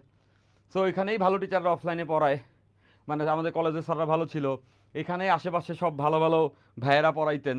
সো এখান থেকে পড়ে ভালো করতো। অনলাইন এডুকেশন ছিল না। প্রত্যন্ত এরিয়া থেকে পড়ে খুব ভালো করছে বুয়েট ডিউতে, এই স্টুডেন্ট ছিলই না। ছিল দু একজন, কই মাছের প্রাণ। তারও দেখবা যে কোনো না কোনো বড় ভাই টড় ভাই ছিল যারা হচ্ছে ভালো পড়ায় দিছে এই জন্য। কিন্তু বর্তমান অনলাইন এডুকেশনে এই যে আমি ফ্রিতে ক্লাস নিতেছি তাই পোলাপান হচ্ছে ক্লাসে মাঝে মধ্যে থাকে না, এই ক্লাস চাইলেই ইউটিউবে দেখা যাচ্ছে। এটা ভালো হয়েছে। শিক্ষার তো সুযোগ সবার থাকতে হবে। দেখো একটা স্টুডেন্ট এইখানে আছে, আরেকটা স্টুডেন্ট গ্রামে থাকার কারণে এখানে আছে। এখন তাদেরকে যখন অ্যাডমিশন পরীক্ষা দেওয়ানো হইলো, তাহলে সমান কেমনে হইলো? লেভেল তো গ্রাউন্ড হইলো না, তাই না? লেভেল গ্রাউন্ডিং কি হইলো? সবাই কি একই লেভেলে ছিল? লেভেল লেভেল তো এক ছিল না, লেভেল গ্রাউন্ডিং তো হয় নাই। কেউ এখানে বসে পরীক্ষা দিচ্ছে আর কেউ এখান থেকে, ও চান্স পাবে না। কিন্তু বর্তমান অনলাইন এডুকেশন কিন্তু সবাইকে একই লেভেলে এনে দিতে চাচ্ছে, যদি তুমি পরিশ্রমী হও তাইলে। কিন্তু এইখানেও পার্থক্য হয়ে যায় স্টুডেন্টের, কেমনে? ওই পরিশ্রমের ক্ষেত্রে। কেউ কেউ হচ্ছে অনলাইন এডুকেশনে এই ফেসবুকে এসে নিয়াজ ভাইয়ের ক্লাস দেখতে যায়, রিলস দেখতেছে। অনেকে যায় আজকে ক্লাস আছে, ভাইয়ের ক্লাস দেখবো, এই ফোন নিছে, এই ভাইয়ের ক্লাস দেখবো, ফোন একটা নিছে। এই ক্লাস তো দেখতেছি, হ্যাঁ এই অঙ্কটা তো পারি, এবার একটা কাজ করি, দেখি তো ওইখানে রিলসে কি আছে। রিলসে যায়া নায়ক নায়িকার ছবি, এরপর হচ্ছে গিয়া বিভিন্ন ওই ফানি ভাইয়া কি করলো, এইখানে কি হইলো, রিলস মিলস দেখা একদম সকাল 6টার সময় ঘুমাইতে যাবে। আসছিল ক্লাস করতে, গেছে রিলস দেখতে, সকাল 6টায় ঘুমাইতে যাবে, আল্লাহ জানে মাঝখানে কি কি করবে। সো এই রিলসের জগৎ হারা যাবে। এবং রিলস দেখতে দেখতে কি হয় জানো? রিলস দেখতে দেখতে মানুষের বুদ্ধিমত্তা অনেক অনেক ড্রপ পড়ে। রিলস যারা দেখে তাদের বুদ্ধিমত্তা দিনকে দিন আসলে কমে যায়, একদম যায়, যায় একদম শেষ হয়ে যায়। তুমি দেখো যে রিলস আমাদেরকে একদম অথর্ব বানায় দেয়, অথর্ব। কেমনে অথর্ব? তুমি দেখবে একটা রিলস 15 সেকেন্ড থাকে, 10 থেকে 15 সেকেন্ড। কেন? কারণ হচ্ছে গিয়া ব্রেন রে স্ক্যাটার করে দেয়, রিলস একটার পর একটা আসতে থাকে, তুমি দেখতে চাইছো এটা। একটা কিছু কিছু রিলস দেখবা যে এটা কাচের বয়েমের মধ্যে মার্বেল ঢুকায় সিঁড়ি দিয়ে ফেলে দিছে, গড়াইতে গড়াইতে পড়তেছে, কখন যায় ভাঙ্গে। এরপর এরা সাবান কাটতেছে, এরপর সাবান এভাবে করে কাটতেছে। তারপরে আলতু ফালতু যে কত টাইপের রিলস আছে। তো তুমি কিন্তু এগুলো দেখতে চাও না, একটার পর একটা আসতেছে, নিজের থেকে আসতেছে। তুমি যার অথর্বের মতো হাক করে চায় থাকো, এই ছোট্ট জীবন রিলস দেখতে দেখতে কাটিয়ে দাও, তাই না? যে কি আছে জীবনে, একটু আনন্দ করি, এই যে রিলস দেখতেছি অথর্ব, হা কি যেন একটা মজা। আর বাচ্চা পোলাপান রিলস পাইলে তো ভাই, ও ভাই অন্য লেভেলে উঠে যায়। তো যাই হোক, আমি যেটা বলতে চাচ্ছি, তো এটা আমাদেরকে অথর্ব করে দেয়। কেমন অথর্ব করে দেয়? দেখো তুমি যদি ইভেন ইফ ইউটিউবে যায় কোনো ভিডিও দেখো, তোমাকে কিন্তু ডিসাইসিভ হইতে হয়, তোমাকে কিন্তু তোমার মাথা খাটাইতে হয়, তোমাকে ডিসিশন নিতে হয় আমি কোন ভিডিওটা দেখবো। আচ্ছা এটা প্লে করি, আচ্ছা এটা সার্চ করি। ও নিজে নিজে কিন্তু তোমার কাছে অনেক কিছু আইনা দেয় না, অল্প কিছু থাকে সামনে ফিডে, বাট তুমি সার্চ করলে ওই ভিডিও আসে। তারপরে তুমি সিলেক্ট করো, মানে এখানে ডিসিশন তোমার হাতে, কন্ট্রোল, তোমার ব্রেনের কন্ট্রোল তোমার হাতে। তারপরে ভিডিও ভালো না লাগলে একটা ভিডিও শেষ হলে শেষ, তারপরে তুমি আরেকটা ভিডিওতে যাও, মানে সেখানে তোমাকে এমন কিছু ফিট করে না, এমন কিছু তোমার ব্রেনে ঢুকায় না যেটা হচ্ছে গিয়া তুমি ডিসিশন নাও নাই, এরকম কিছু ঢুকায় না। রিলসে দেখো তোমার ফিট করে। তো মানে একটা আছে না, রেস্টুরেন্টে গেলা, তুমি মেনু দেখে চুজ করলা কি খাবার, আরেকটা হচ্ছে যে রেস্টুরেন্টের মালিকই তোমার একটার পর একটা খাবার খাওয়াইতে থাকলো। তো ব্যাপারটা এরকম, রিলস দেখলে তোমার ব্রেনে যা তোমার দরকার নাই সেটা আসে পড়ে। একটা একটা খুব কমন এক্সাম্পল, একটা খালি গ্লাসে কি থাকে বলো তো? একটা গ্লাস ফাঁকা, একটা ফাঁকা গ্লাসে কি থাকে? একটা গ্লাসের অর্ধেকটা পানি, অর্ধেকটা ফাঁকা, ওই ফাঁকা জায়গায় কি থাকে বলো? একটা গ্লাস আছে, যেই গ্লাসটার এই কথাগুলো ইম্পর্টেন্ট, স্টুডেন্ট এগুলো বলতে হবে, এই স্টুডেন্টকে এইসব কথাবার্তাগুলো বলতে হবে, নাহলে সর্বনাশ হবে ভাই। আমি মনে করি যে মানুষ মনে করে সব কিছু সলিউশন সারফেসে, না, সলিউশন অনেক গভীরে থাকে। অ্যাকচুয়াল কারণ ধরা দিতে হবে। দেখো যে একটা যে ফাঁকা গ্লাস আছে, একটা যে ফাঁকা গ্লাস আছে, এই অর্ধেকটা পানি ভরা অর্ধেকটা ফাঁকা, তাহলে তোমরাই বলো তো এই ফাঁকা অংশে কি থাকে? এই যে ফাঁকা যে অংশটা আছে, যে জায়গাটা এরকম ভ্যাকেন্ট, এই জায়গাটাতে কি আছে? হলো। এই জায়গাটাতে কি আছে জানো? এই জায়গাটাতে কি আছে? একটা গ্লাসের অর্ধেকটা পানি আছে আর অর্ধেকটা ফাঁকা। তাহলে বলো এই ফাঁকা অংশে কি আছে? এই ফাঁকা অংশে কি আছে বলো? মেজরিটি বলবে ফাঁকা অংশে ভাই বাতাস আছে। আমি আসলে সেটা বলি না, আমি এটাকে একটু ডিফারেন্টভাবে দেখি। এই যে ফাঁকাটা অংশ আছে, যে গ্লাসের ফাঁকা অংশ আছে, এখানে ডেফিনেটলি এমন কিছু আছে যেটা থাকার দরকার ছিল না। সেটা বাতাস হোক, নাইট্রোজেন হোক আর অক্সিজেন হোক, হোয়াট এভার ইট ইজ, এখানে যে জিনিস আছে এই ফাঁকা অংশে যা আছে, এই ফাঁকা অংশে যা আছে তা থাকার দরকার ছিল না, তা থাকার দরকার ছিল না, থাকার দরকার ছিল না, দরকার ছিল না। এই কথাটা কেন বলছি? এই কথার ডেপথ অনেক বেশি। এটা থাকার দরকার ছিল না, ফাঁকা অংশে যাই থাকুক ওইটা থাকার দরকার ছিল না। ব্যাপারটা বুঝো এইভাবে, একটা বাক্স, মনে করো এটা একটা বাক্স, আমি দীর্ঘদিন এই বাক্সটা এই রুমের মধ্যে ফেলে রাখলাম, বহু বছর আমি এই বাক্সটা রুমের মধ্যে ফেলে রাখলাম, এই রুমে ফেলে রাখলাম, কি হবে? কিছুদিন, 1 বছর পরে এসে দেখবো ধুলার আস্তরণ পড়ে গেছে, এটার উপরে ধুলার আস্তরণ পড়ে গেছে। ধুলাটা কি এটার উপরে পড়ুক, এটা আমরা চাই? চাই না।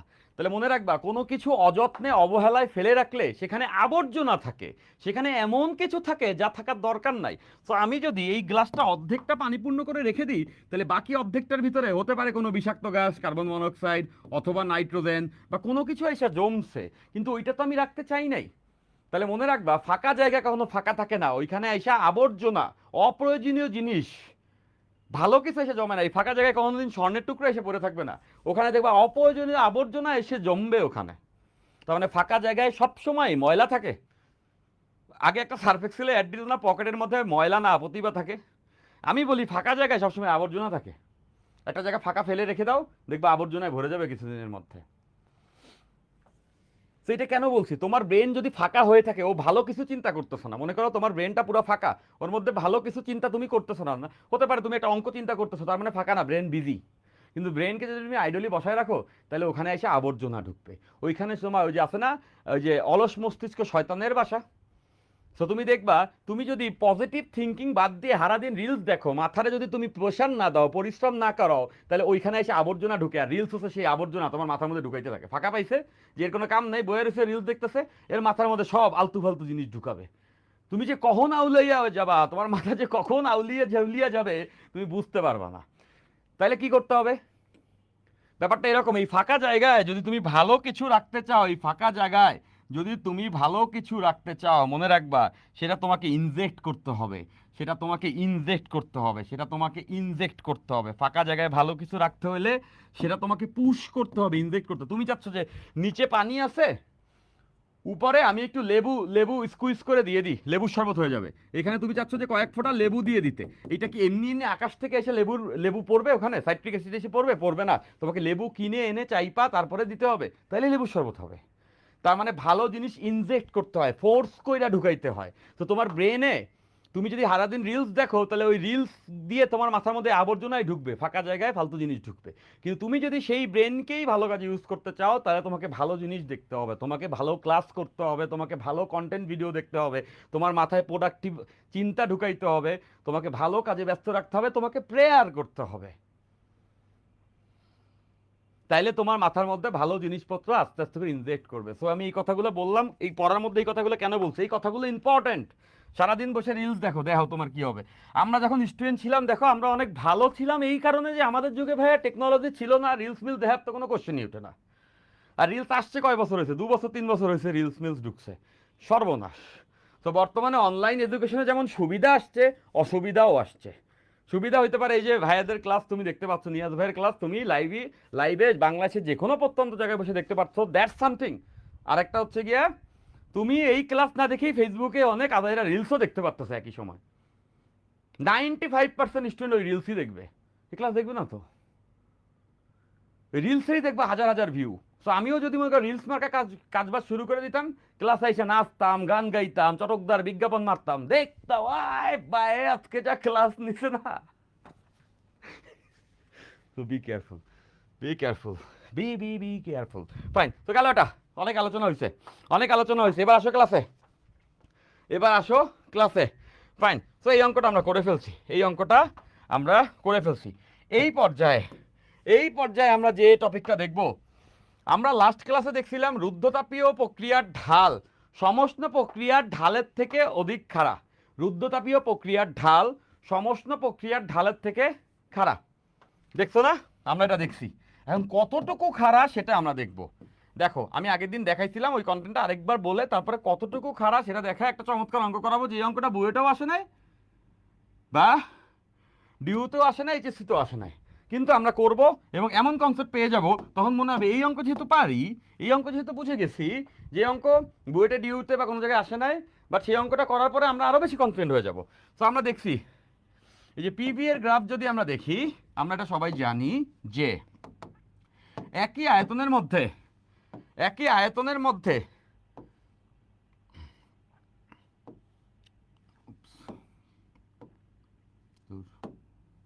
এই যে দেখো, এই যে একটা ভালো কনসেপ্ট। দেখো দেখো যে আমি যদি সমষ্ণ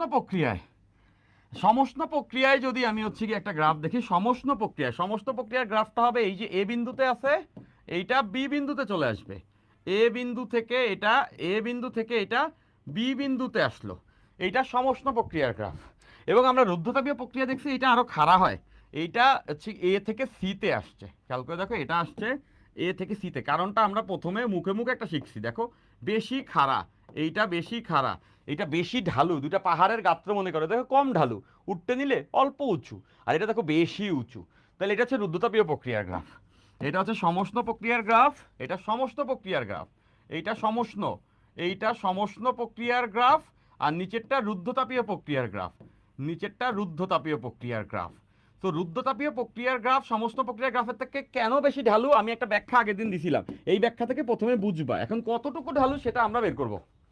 দেখো তারপরে এটার উপরে ডিপেন্ড করে একটা অঙ্ক করবো। দেখো সো খেয়াল করো, আয়তন এই সমষ্ণ প্রক্রিয়াতেও V1 থেকে V2 তে আসছে, রুদ্ধতাপীয় প্রক্রিয়াতে এই V1 থেকে V2 তেই আসছে আয়তন, কিন্তু চাপ কিন্তু অত্যাধিক কমে গেছে। খেয়াল করো এইখানে চাপ এই জায়গা থেকে এই জায়গাতে আসছিল, চাপ এতটুকু চাপ কম ছিল, আর এইখানে দেখো চাপ বেশি কমে গেছে, তাই না? কেন এটা হয়েছে? দেখো সমষ্ণ প্রক্রিয়ার ক্ষেত্রে আমরা জানি, সমষ্ণ প্রক্রিয়ার ক্ষেত্রে আমরা জানি যে পিভি ইকুয়ালস টু কনস্ট্যান্ট। সমষ্ণ প্রক্রিয়ার ক্ষেত্রে পিভি ইকুয়ালস টু কনস্ট্যান্ট, আমরা জানি সমষ্ণ প্রক্রিয়ার ক্ষেত্রে পিভি ইকুয়ালস টু কনস্ট্যান্ট। সমষ্ণ প্রক্রিয়ার ক্ষেত্রে পিভি ইকুয়ালস টু কনস্ট্যান্ট। তাহলে এখান থেকে দেখো যে আমরা লিখতে পারবো না P equals to constant by V. আবার দেখো রুদ্ধতাপীয় প্রক্রিয়ার ক্ষেত্রে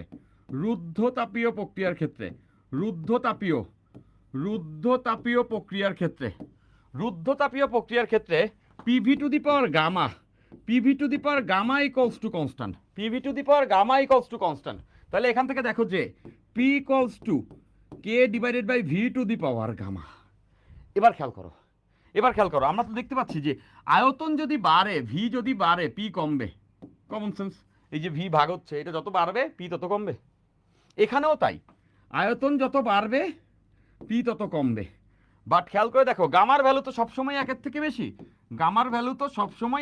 বেশি, তাহলে এখান থেকে চিন্তা করলে এটা তুমি বুঝে যাচ্ছ যে দেখো এইখানে যদি ভি একটু বাড়াই পি একটু কমবে, আর এখানে যদি ভি একটু বাড়াই সেটার পাওয়ার গামার ভ্যালু একের থেকে বেশি, মানে বেশি পাওয়ার দিলে কি বেশি দ্বারা ভাগ হবে, তার মানে এইখানে 1 ইউনিট যদি আয়তন বাড়াই তাহলে ওই এক বৃদ্ধি পাবে, আর এখানে 1 বাড়াইলে ওই 1 যোগ হয়ে তার আবার পাওয়ার অনেক থেকে বড়, তার মানে এখানে বেশি হারে চাপ কমবে।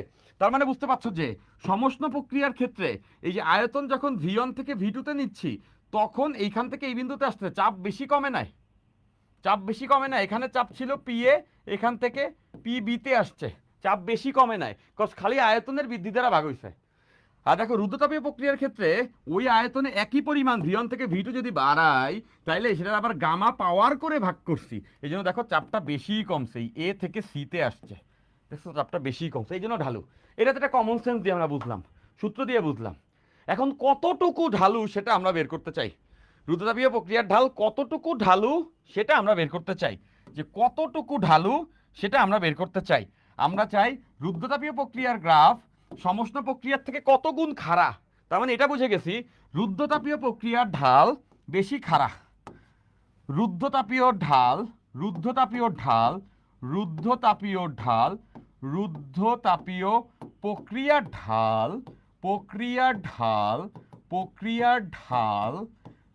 মানেই তো হচ্ছে গিয়ে খাড়া, ঢালু বেশি, ঢালু মানে খাড়া। এই রুদ্ধতাপীয় প্রক্রিয়ার ঢাল সমষ্ণ প্রক্রিয়ার থেকে বেশি, এটা বুঝে গেছি রুদ্ধতাপীয় প্রক্রিয়ার ঢাল সমষ্ণ প্রক্রিয়ার থেকে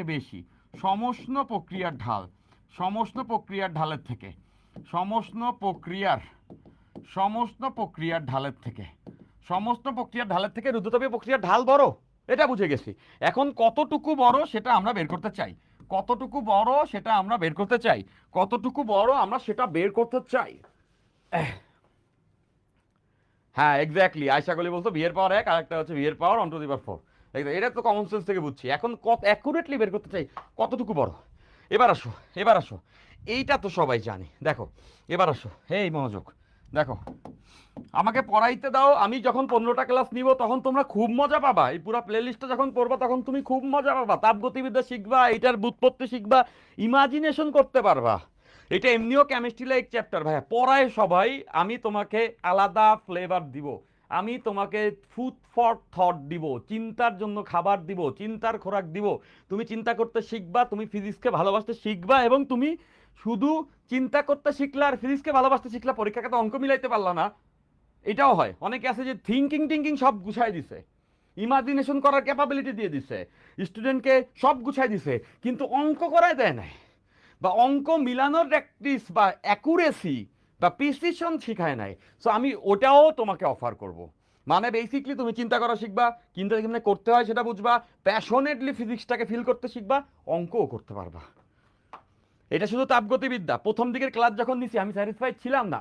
প্রথম 4-5টা ক্লাস যখন আমি নিছি, রোজার ভিতরে আমি 8টা ক্লাস নেই, তখন আমি প্রথম দিকের সূত্রগুলো সোজা ওগুলো গুছিয়ে গুছিয়ে পড়াইছি, গুছিয়ে গুছিয়ে পড়াইছি, জাস্ট গুছাই দিছি ছোট ছোট সূত্র।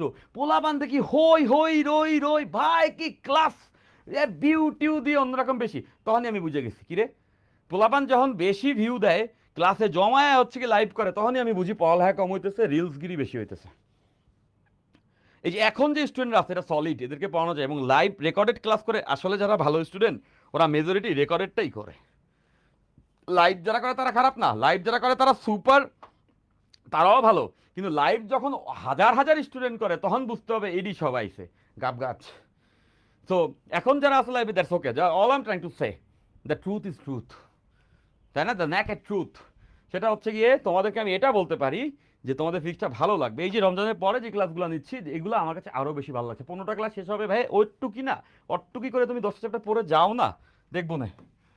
ফাইন, সো এবার আসো, আমরা ঢাল মানে জানি, আমরা ঢাল মানে জানি, এটা সবাই জানি, ঢাল কোনো একটা গ্রাফের ঢাল, গ্রাফের ঢাল, কোনো একটা গ্রাফের ঢাল, কোনো একটা গ্রাফের ঢাল কি বলো, এতটুকু ডিফারেন্সিয়েশন সবাই জানো যে কোনো একটা গ্রাফের ঢাল হচ্ছে গিয়া dy dx, dy dx, dy ডিএক্সকে আমরা বলি গ্রাফের ঢাল। এখন আমরা দুই প্রক্রিয়ায় গ্রাফের ঢাল বের করব। আমরা যে গ্রাফটির ঢাল বের করছি, আমরা যে গ্রাফটা নিয়ে আলোচনা করছি, আমরা যে গ্রাফগুলো নিয়ে আলোচনা করতেছি সেটা হচ্ছে গিয়া PV graph, PV graph, PV graph, চাপ আয়তনের গ্রাফ। তার মানে আমরা বুঝতেছি যে, তার মানে আমরা দেখতেছি যে, আমরা তার মানে দেখতেছি যে ওয়াই অক্ষে আছে পি, এই যে ওয়াই অক্ষে আছে পি, আমরা জানি ওয়াই অক্ষে আছে হচ্ছে গিয়ে পি, ওয়াই অক্ষে আছে পি, আর এক্স অক্ষে আছে ভি। এটা হয়তো বা সমস্ত প্রক্রিয়ার গ্রাফ বা whatever, এটা আমরা জানি সমস্ত প্রক্রিয়ার ক্ষেত্রে PV equals to constant K. Okay fine. তো এই যে সমস্ত প্রক্রিয়ার গ্রাফ, এই যে সমস্ত প্রক্রিয়ার গ্রাফ, তাহলে দেখতেছো এইটার ঢাল বের করা মানে কি হওয়া উচিত, dy dx, dy dx. So ওয়াইটা মানে তো পি, মানে dp D V, dp dv. দেখো ডিওয়াই মানে ডিপি আর ডিএক্স মানে ডিভি, তাই না, ডিএক্স মানে ডিভি, ডিপি ডিভি, নিশ্চয়ই বুঝতে পারতেছো। এই ওয়াই মানেই তো পি আর এক্স মানে তো ভি। মানে আমরা দুইটা গ্রাফেরই ডিপি ডিভি যদি বের করি, আমরা দুইটা গ্রাফেরই ডিপি ডিভি যদি বের করি, আমরা দুইটা গ্রাফেরই ডিপি ডিভি বের করবো, ওটাই ঢাল। ঢাল বের করে তারপরে কম্পেয়ার করবো কার ঢাল কেমন। এবার আসো, এবার আসো, এই যে হয়ে গেছে, দেখো দেখো দেখো কি চমৎকার, দেখো দেখো, তোমরা সবাই বুঝে ফেলবা। প্রথমে আমরা দেখবো সমষ্ণ প্রক্রিয়ার ক্ষেত্রে, প্রথমে আমরা কি দেখবো, আমি প্রথমে দেখবো হচ্ছে গিয়া সমষ্ণ প্রক্রিয়ার ঢাল, সমষ্ণ, সমষ্ণ, সমষ্ণ প্রক্রিয়ার, প্রথমে আমরা দেখবো সমষ্ণ প্রক্রিয়ার ঢালটা কত, সমষ্ণ প্রক্রিয়ার ঢাল, সমষ্ণ প্রক্রিয়ার ঢাল, হ্যাঁ, সমষ্ণ প্রক্রিয়ার ঢাল। প্রথমে আমরা সমষ্ণ প্রক্রিয়ার ঢালটা বের করতে চাই, সমষ্ণ প্রক্রিয়ার ঢালটা বের করতে চাই। তো এখন সমষ্ণ প্রক্রিয়ার ক্ষেত্রে পিভি এরই তো ঢাল বের করতে হবে, তার মানে পিভি এর সম্পর্ক লাগবে। আমরা এটা জানি যে পিভি সমস্ত প্রক্রিয়ায় পিভি ইকুয়ালস টু কনস্ট্যান্ট, সমস্ত প্রক্রিয়ার ঢাল পিভি ইকুয়ালস টু কনস্ট্যান্ট। তাহলে আমাদের এখানে কি করা উচিত, ডিফারেন্সিয়েট করা উচিত। আমাদের লাগবে ডিপিডিভি, আমাদের লাগবে ডিপিডিভি, মানে কার সাপেক্ষে ডিফারেন্সিয়েট করব, ভি এর সাপেক্ষে ডিফারেন্সিয়েট করব। এই গ্রাফকে দেখো ডিপিডিভি লাগবে, মানে এটা কার সাপেক্ষে ডিফারেন্সিয়েশন, ভি এর সাপেক্ষে। তাহলে আমি এই সমীকরণকে বোথ সাইডকে ভি এর সাপেক্ষে ডিফারেন্সিয়েট করব। দেখো এই যে ডিডিভি, তাই না, ডিডিভি দিয়ে বোথ সাইড আমরা ডিফারেন্সিয়েট করব। তোমরা নবীন বাচ্চা কাচ্চা, এই জন্য ভেঙে ভেঙে সব দেখাচ্ছি, ভেঙে দেখালে তো দোষ নাই। এই প্লে লিস্ট যখন থাকবে, যে কোনো বয়সের স্টুডেন্ট যখন দেখবে, সে হতে পারে ফার্স্ট ইয়ারে, সেকেন্ড ইয়ারে, অথবা অ্যাডমিশনে, ভেঙে দেখাইলে তো সবাই সব বুঝবা। এই জন্য আমি ক্ষুদ্র থেকে ক্ষুদ্র জিনিসপত্র ভেঙে ভেঙে তোমাকে রিয়ালাইজ করতেছি। যে একটা কথা বলা আছে, সহজ কথা বলতে আমায় বলো, যে সহজ কথা যায় না বলা সহজে। সো ওই সহজ কথাগুলাই আমি বলে যাবো ফিজিক্সে, এজন্যই তোমাদের কাছে ভালো লাগবে। ওকে, এজন্য তোমাদেরকে ক্লাসে থাকতে হবে। ক্লাসে কেউ না থাকুক, আমি তো আছি, প্লে লিস্টটা ভালো হবে। ফাইন, এবার দেখো, এবার দেখো যে, এবার দেখো যে, এবার দেখো যে তুমি যখন এটাকে ডিফারেন্সিয়েট করবা, সমস্ত প্রক্রিয়ার ঢাল ডিফারেন্সিয়েট যখন তুমি করবা, এটাকে যখন তুমি ডিফারেন্সিয়েট করবা, তাহলে দেখো ডিফারেন্সিয়েট করলে এটা কি ইউভি এর সূত্রে পড়লো না, পি এবং ভি, ইউভি এর সূত্র। ডিফারেন্সিয়েশনে ইউভি এর সূত্র জানে না এমন কেউ নাই। আমরা জানি d d x, d d x of UV, U এবং ভি দুইটাই যদি এক্স এ ফাংশন হয়, ইউ কে রেখে ভি কে ডিফারেন্সিয়েট একবার, তারপরে ভি কে রেখে ইউ কে ডিফারেন্সিয়েট একবার। সো ওই সূত্র অনুযায়ী, তো দেখো এই প্রথমে কি করব, পি কে রেখে ভি কে ডিফারেন্সিয়েট করব। এই যে পি কে বাইরে রাখছি, এবার ভি কে ডিফারেন্সিয়েশন, তাহলে ডিভি ডিভি, ভি এর সাপেক্ষে ভি কে ডিফারেন্সিয়েশন প্লাস, এরপরে ভি কে বাইরে রাখবো, এই যে ভি, এবার পি কে ডিফারেন্সিয়েট করব, ডিপি ডিভি। আর বলো তো ধ্রুবককে ডিফারেন্সিয়েট করলে কি হয়, এটা সবাই জানি, ধ্রুবককে ডিফারেন্সিয়েট করলে জিরো, কনস্ট্যান্টের কোনো পরিবর্তন নাই, দ্যাট মিন্স তার পরিবর্তনের হার জিরো। এখন দেখো এই ডিপিডিভি মানে তো এক, ভি এর সাপেক্ষে ভি এর ডিফারেন্সিয়েশন তো এক, এই ডিভি ডিভি, বুঝতেছো, ডিডিভি অফ ভি, ভি এর সাপেক্ষে ভি এর ডিফারেন্সিয়েশন এক, মানে এখানে পি এক গুণ হবে, এটা তো এক গেল, plus V dp dv, dp dv equals to zero. দেখো তো আমরা কি এটা চাই না? হ্যাঁ, আমরা তো এটাই চাই, আমরা তো এটাকেই চাই, এটাই তো ঢাল। ডিপিডিভি মানেই তো ঢাল, পিভি গ্রাফের ডিপিডিভি মানেই তো ঢাল, এই তো সেই ঢাল, এই তো সমস্ত প্রক্রিয়ার ঢাল, আমরা তো এই ঢালটাকেই চাই। তাহলে সমস্ত প্রক্রিয়ার ঢাল ইকুয়ালস টু, দেখো দেখো দেখো, এই যে এই যে ঢাল, সমস্ত প্রক্রিয়ার ঢাল, ঢাল ইকুয়ালস টু, এখানে আমরা লিখতে পাচ্ছি যে ঢাল ইকুয়ালস টু, এটা কত হবে, সমস্ত প্রক্রিয়ার ঢাল মানেই তো হচ্ছে গিয়ে ডিপিডিভি, ডিপিডিভি ইজন্ট ইট, ডিপিডিভি। তাহলে এটাই কষ্ট, এটা ওই পাশে চলে গেলে মাইনাস পি, তাকে আবার ভি দ্বারা ভাগ করবো, minus P by V, minus P by V. দেখো সমস্ত প্রক্রিয়ার ঢালটা হবে মাইনাস পি বাই ভি, সমস্ত প্রক্রিয়ার ঢালটা হবে মাইনাস পি বাই ভি, সমস্ত প্রক্রিয়ার ঢাল মাইনাস পি বাই ভি। মানে যে কোনো বিন্দুতে যদি আমি ঢাল বের করতে চাই, সেই ক্ষেত্রে ওই বিন্দুর চাপ আর ওই বিন্দুর আয়তন জানলেই হবে। সামনে মাইনাস দিয়ে চাপকে আয়তন দ্বারা ভাগ করলেই ওই বিন্দুর সমস্ত প্রক্রিয়ার, এই যে সমস্ত প্রক্রিয়া যে কোনো বিন্দুর, লেটস এই বিন্দুর আমি চাপ আয়তন জানি, লেটস সমস্ত প্রক্রিয়ার গ্রাফ এটা ধরে নাও, এই যে এইটা সমস্ত প্রক্রিয়ার গ্রাফ, এখানে ছোট করে এঁকে দিচ্ছি। দেখো মনে করো এটা সমস্ত প্রক্রিয়ার গ্রাফ, মনে করো এটা সমস্ত প্রক্রিয়ার গ্রাফ, এইটা ভি, এটা হচ্ছে গিয়া পি, এইখানে একটা সমস্ত প্রক্রিয়ার গ্রাফ আছে, এটা একটা সমস্ত প্রক্রিয়ার গ্রাফ। এখন আমি চাই যে এই বিন্দুতে ঢাল বের করতে, তাহলে এই বিন্দু যদি চাপ আয়তন জানি, আমি চাপ আর আয়তন জানি, তাহলে ঢাল বের করা খুবই সোজা, মাইনাস দিয়ে চাপের মান আর আয়তনের মান ভাগ করে দিব, তাইলেই সেটা হবে এই বিন্দুর ঢালের মান সমস্ত প্রক্রিয়ায়। সমস্ত প্রক্রিয়ার ঢাল আমরা জেনে ফেলছি, মাইনাস পি বাই ভি। এরপরে আমাদের কাজ কি? এরপরে আমাদের কাজ রুদ্ধতাপীয় প্রক্রিয়ার ঢাল, রুদ্ধতাপীয় প্রক্রিয়ার ঢাল, রুদ্ধতাপীয়, রুদ্ধতাপীয় প্রক্রিয়ার ঢাল, রুদ্ধতাপীয় প্রক্রিয়ার, রুদ্ধতাপীয় প্রক্রিয়ার ঢাল, রুদ্ধতাপীয় প্রক্রিয়ার ঢাল। আমরা এবার রুদ্ধতাপীয় প্রক্রিয়াতে কতটুকু ঢাল হবে সেটা বের করব, রুদ্ধতাপীয় প্রক্রিয়ার ঢাল কতটুকু হবে সেটা আমরা বের করব, রুদ্ধতাপীয় প্রক্রিয়ার ঢাল কত সেটা বের করব। তাহলে রুদ্ধতাপীয় প্রক্রিয়ার ক্ষেত্রে সম্পর্কটা কিরকম এটা আমরা জানি, এটাই শেষ টপিক আজকের, হ্যাঁ এটাই আজকে শেষ topic, PV to the power gamma equals to constant. রুদ্ধতাপীয় প্রক্রিয়ায় PV to the power gamma equals to constant. এরপর একটা ছোট একটা অঙ্ক করবো এবং এরপরে শেষ, এরপরে ছোট একটা অঙ্ক করব, এরপরে শেষ। এই যে ক্লাসে কিন্তু ছেলেপান একদমই ইদানিংকালে কমে যাও, লম্বা ক্লাস হলে, লম্বা কই 1 ঘন্টা, 1 ঘন্টা 30 মিনিট হয়েছে, 1 ঘন্টা 40 মিনিটের মতো হয়েছে, ক্লাসে থাকো না। এটা কি প্রমাণ করে জানো? যখন ক্লাসে থাকো না, এটা কি প্রমাণ করে জানো? আমি যখন পরিশ্রম করে পড়াচ্ছি, ভাই ফিজিক্স বহু বছর পড়াচ্ছি, এমন না যে এই কালকে শুরু করছি, আমি বুঝি নাকি যে পোলাপান থায় না কেন, বহু বছর ফিজিক্স পড়াচ্ছি, গল্প করব, শত শত স্টুডেন্ট ক্লাস ভরে থাকবে, একদম লিখে দিতে পারি আমি এটা। আমি গল্প করব, স্টুডেন্ট সংখ্যা সাই সাই করে বাড়তে থাকবে, 200 300 400 500 হয়ে যাবে, খালি মোটিভেশনাল গল্প দিব, ভরপুর স্টুডেন্ট নিয়াজ বাইরে মাথায় নিয়ে নাচবে সবাই। ভাইয়ের কাছে এরকম বহুত কিছু আছে বলার মতো, কিন্তু ওইটি বলতেছি না, ক্লাসে আলফাল কথা বলার টাইম নেই। সো ক্লাসে যখন পড়াচ্ছি তখন যে গ্রুপ বা যে পেজ থেকে আমি পড়াচ্ছি সেই গ্রুপের স্টুডেন্ট সংখ্যা যখন আমি দেখি সাফিসিয়েন্টলি কম, যখন সলিড পড়াচ্ছি, তখন আমি বুঝে নিই যে ওইখানের স্টুডেন্টের স্ট্যান্ডার্ডটা কি। যারা লাইভে থাকে তাদেরকে ফিল্টার করে বলতে পারে এই কটা ভালো আছে, আর বাকিটি সব গেছে। রেকর্ডেড যারা করে তাদেরকেও একটা স্ট্যান্ডার্ড ধরে নিতে পারি, বাট যখন আমি দেখি যে যখন পড়ানো হলে স্টুডেন্টের সংখ্যা কমে যায়, তখন আমি ধরে নিই ওখানের স্টুডেন্টের স্ট্যান্ডার্ডটা কতটুকু ভালো খারাপ সেটা বোঝা যায়, তাই না? তো এই জিনিসটা আসলে তোমরা তোমাদের নামকে তুলে ধরো, আমি চাই তোমাদের নামকে তুলে ধরো, তোমাদেরকে আমি জাজ করে ফেলি এটা না হোক। ফাইন। তো এবার আসো, এবার আসো। তো whatever it is, I have to take the class at that stage. Fine. So দেখো যে PV to the power gamma equals to constant, PV to the power gamma equals to constant। এখন এখানেও ঢাল বের করব, কার সাপেক্ষে differentiate করব, v এর সাপেক্ষে ডিফারেন্সিয়েট করব, v এর সাপেক্ষে ডিফারেন্সিয়েট করব, d dv PV to the power gamma d dv constant, d dv constant।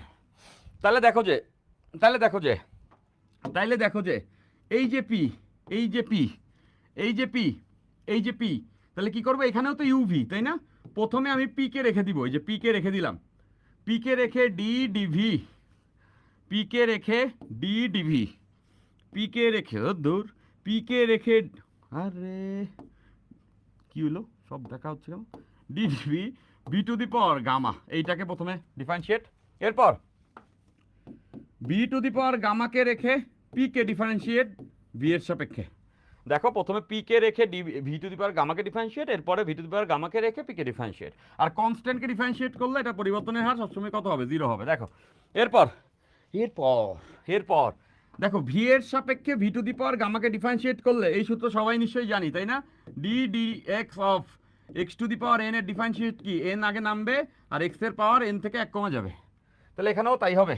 দেখো পি, এই গামা নামবে আর ভি এর পাওয়ার গামা মাইনাস 1 1 কমে যাবে, তাই না, ওই যে এন নামছে, এন এর পাওয়ার 1 কমে গেছে, গেল। আর এইটাই তো ঢাল, এনারই তো আমরা চাই, আর এই অংশটা এরকমই থাকবে, B to the power gamma dp dv equals to 0।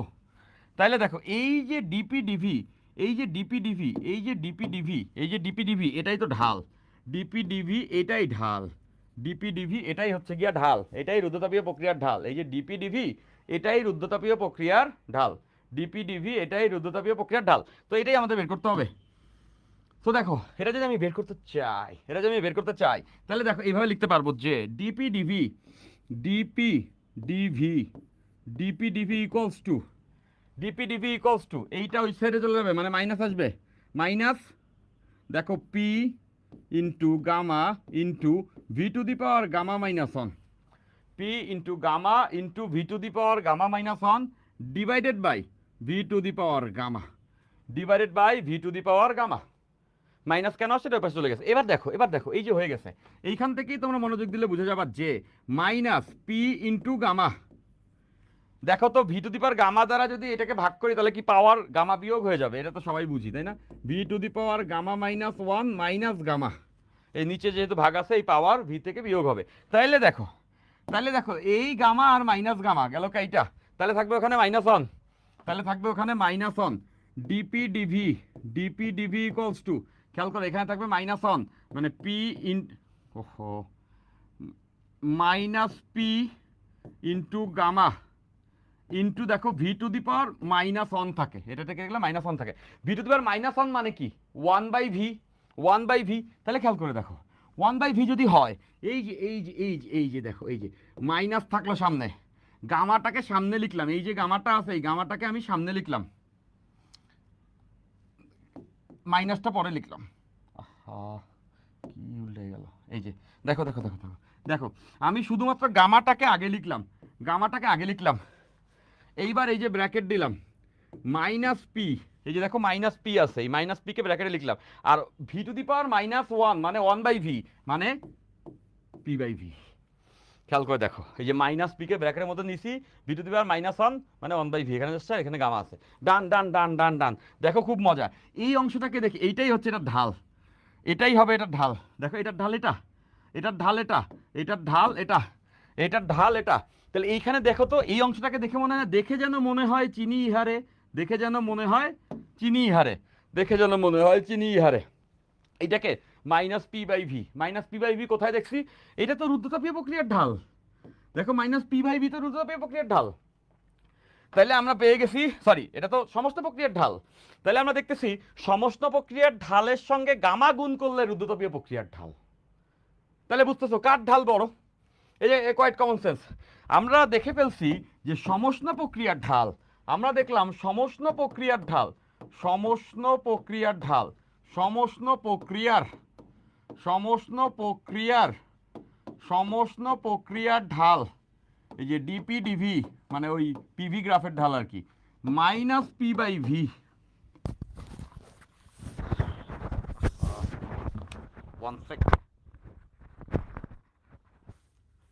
এক সেকেন্ড, এক সেকেন্ড, এই মাইক্রোফোন খুলে গেছে। যাই হোক, এবার দেখো সমস্ত প্রক্রিয়ার গ্রাফ হচ্ছে -p/v, রুদ্ধতাপীয় প্রক্রিয়ার ঢাল, এটা সমস্ত প্রক্রিয়ার ঢাল। এরপরে রুদ্ধতাপীয় প্রক্রিয়ার ঢাল, রুদ্ধতাপীয় প্রক্রিয়ার ঢাল, রুদ্ধতাপীয় প্রক্রিয়ার ঢাল ডিপি ডিভি, সেটা কত আসছে? Gamma into -p/v। তাইলে এই দুইটার ঢালের, এই দুইটার ঢালের অনুপাত কত আসছে এটা দেখেই বুঝতেছে। এখানে -p/v, এইখানে হচ্ছে গিয়া -p/v, আর এখানে হচ্ছে গিয়া -p/v তো আছে, তার থেকে গামা গুণ, মানে গামা গুণ বেশি, গামার ভ্যালু তো একের থেকে বেশি, মানে এটার ঢাল বেশি। এই দুইটা তো সমান, এটার ঢাল বেশি। এই দুইটা ঢালের যদি আমি অনুপাত নেই, এই দুইটা ঢালের যদি আমি এখানে অনুপাত নেই, তাইলে আমরা এটা লিখতে পারবো যে সমষ্ণ ঢাল, মানে প্রক্রিয়া টক্রিয়া তো লিখলাম না, সমষ্ণ ঢাল, সমষ্ণের যে ঢাল ডিভাইডেড বাই রুদ্ধতাপীয় প্রক্রিয়ার ঢাল, রুদ্ধতাপীয় ঢাল, রুদ্ধতাপীয় ঢাল। এই দুইটার ঢালের অনুপাত কত আসবে? দেখো এইটা, এটা তো কাটা থাকবে 1/গামা। তাহলে দেখো তো রুদ্ধতাপীয় ঢাল, রুদ্ধতাপীয়, রুদ্ধতাপীয় ঢাল, রুদ্ধতাপীয় ঢাল ইকুয়ালস টু গামা ইন্টু সমষ্ণ প্রক্রিয়ার ঢাল, গামা ইন্টু সমষ্ণ ঢাল, গামা ইন্টু সমষ্ণ ঢাল, গামা ইন্টু সমষ্ণ ঢাল। তাহলে কোন ঢাল বড়? কার ঢাল বড়? কার ঢাল বড়? রুদ্ধতাপীয় প্রক্রিয়ার ঢাল বড়, কারণ দেখেই বুঝতেছি সমষ্ণ প্রক্রিয়ার ঢালের সঙ্গে গামাকে গুণ করাইলে গামার ভ্যালু তো একের থেকে বেশি, গামার ভ্যালু তো একের থেকে বেশি, তার মানে আমরা বুঝতে পারছি যে গামার ভ্যালু তো সবসময় একের থেকে বেশি, তার মানে আমরা বুঝতে পারতেছি যে রুদ্ধতাপীয় প্রক্রিয়ার ঢাল বড় হবে, রুদ্ধতাপীয় প্রক্রিয়ার ঢাল বড় হবে, রুদ্ধতাপীয় প্রক্রিয়ার ঢাল বড় হবে, রুদ্ধতাপীয় প্রক্রিয়ার ঢাল বড় হবে। এবং কত গুণ বড় হবে? গামা গুণ বড় হবে, গামা গুণ বড় হবে। এখন দেখো এটা ছোট্ট এমসিকিউ, অনেক লম্বা হয়ে গেছে ক্লাস, প্রায় 2 ঘন্টা হয়ে গেছে। ছোট্ট একটা এমসিকিউ করে, ছোট্ট একটা ম্যাথ করেই অঙ্কটা শেষ। অঙ্কটা কি কি বলি, ক্লাসটা শেষ। ছোট্ট ছোট্ট ছোট্ট ছোট্ট ছোট্ট ছোট্ট, একদম ছোট্ট, একদম ছোট্ট। এটা হচ্ছে ভি, এটা হচ্ছে পি, এটা হচ্ছে ভি, এটা হচ্ছে গিয়া পি।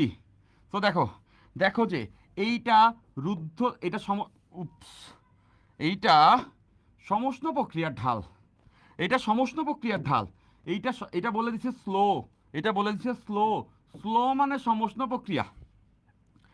আর এইটা রুদ্ধতাপীয় প্রক্রিয়া, ধুর, এইটা রুদ্ধতাপীয় প্রক্রিয়া। দেখো এইটা, এটা খাড়া, এটা খাড়া, তাই না? এইটা স্লো, এইটা স্লো, আর এইটা ফাস্ট। ফাস্ট মানে আমরা জানি দ্রুত যেটা হয় সেটা রুদ্ধতাপীয় প্রক্রিয়া, আর যেটা স্লো সেটা সমস্ত প্রক্রিয়া। এখন এই বিন্দুর স্থানাঙ্ক বলা আছে, এদের যে ছেদ বিন্দু, এই বিন্দুর স্থানাঙ্ক বলা আছে। এইখানে আয়তন আছে মিটার কিউবে, আর চাপ আছে নিউটন পার মিটার স্কোয়ারে। Okay fine. এই বিন্দুর স্থানাঙ্ক লেটসে বলে দিছে 10,7, 10,7। এবার বলছে, এবার বলছে যে এই যে প্রথম যে চিত্রটা হচ্ছে এ থেকে বিতে গেছে, আর এটা গেছে হচ্ছে গিয়া সি থেকে ডিতে।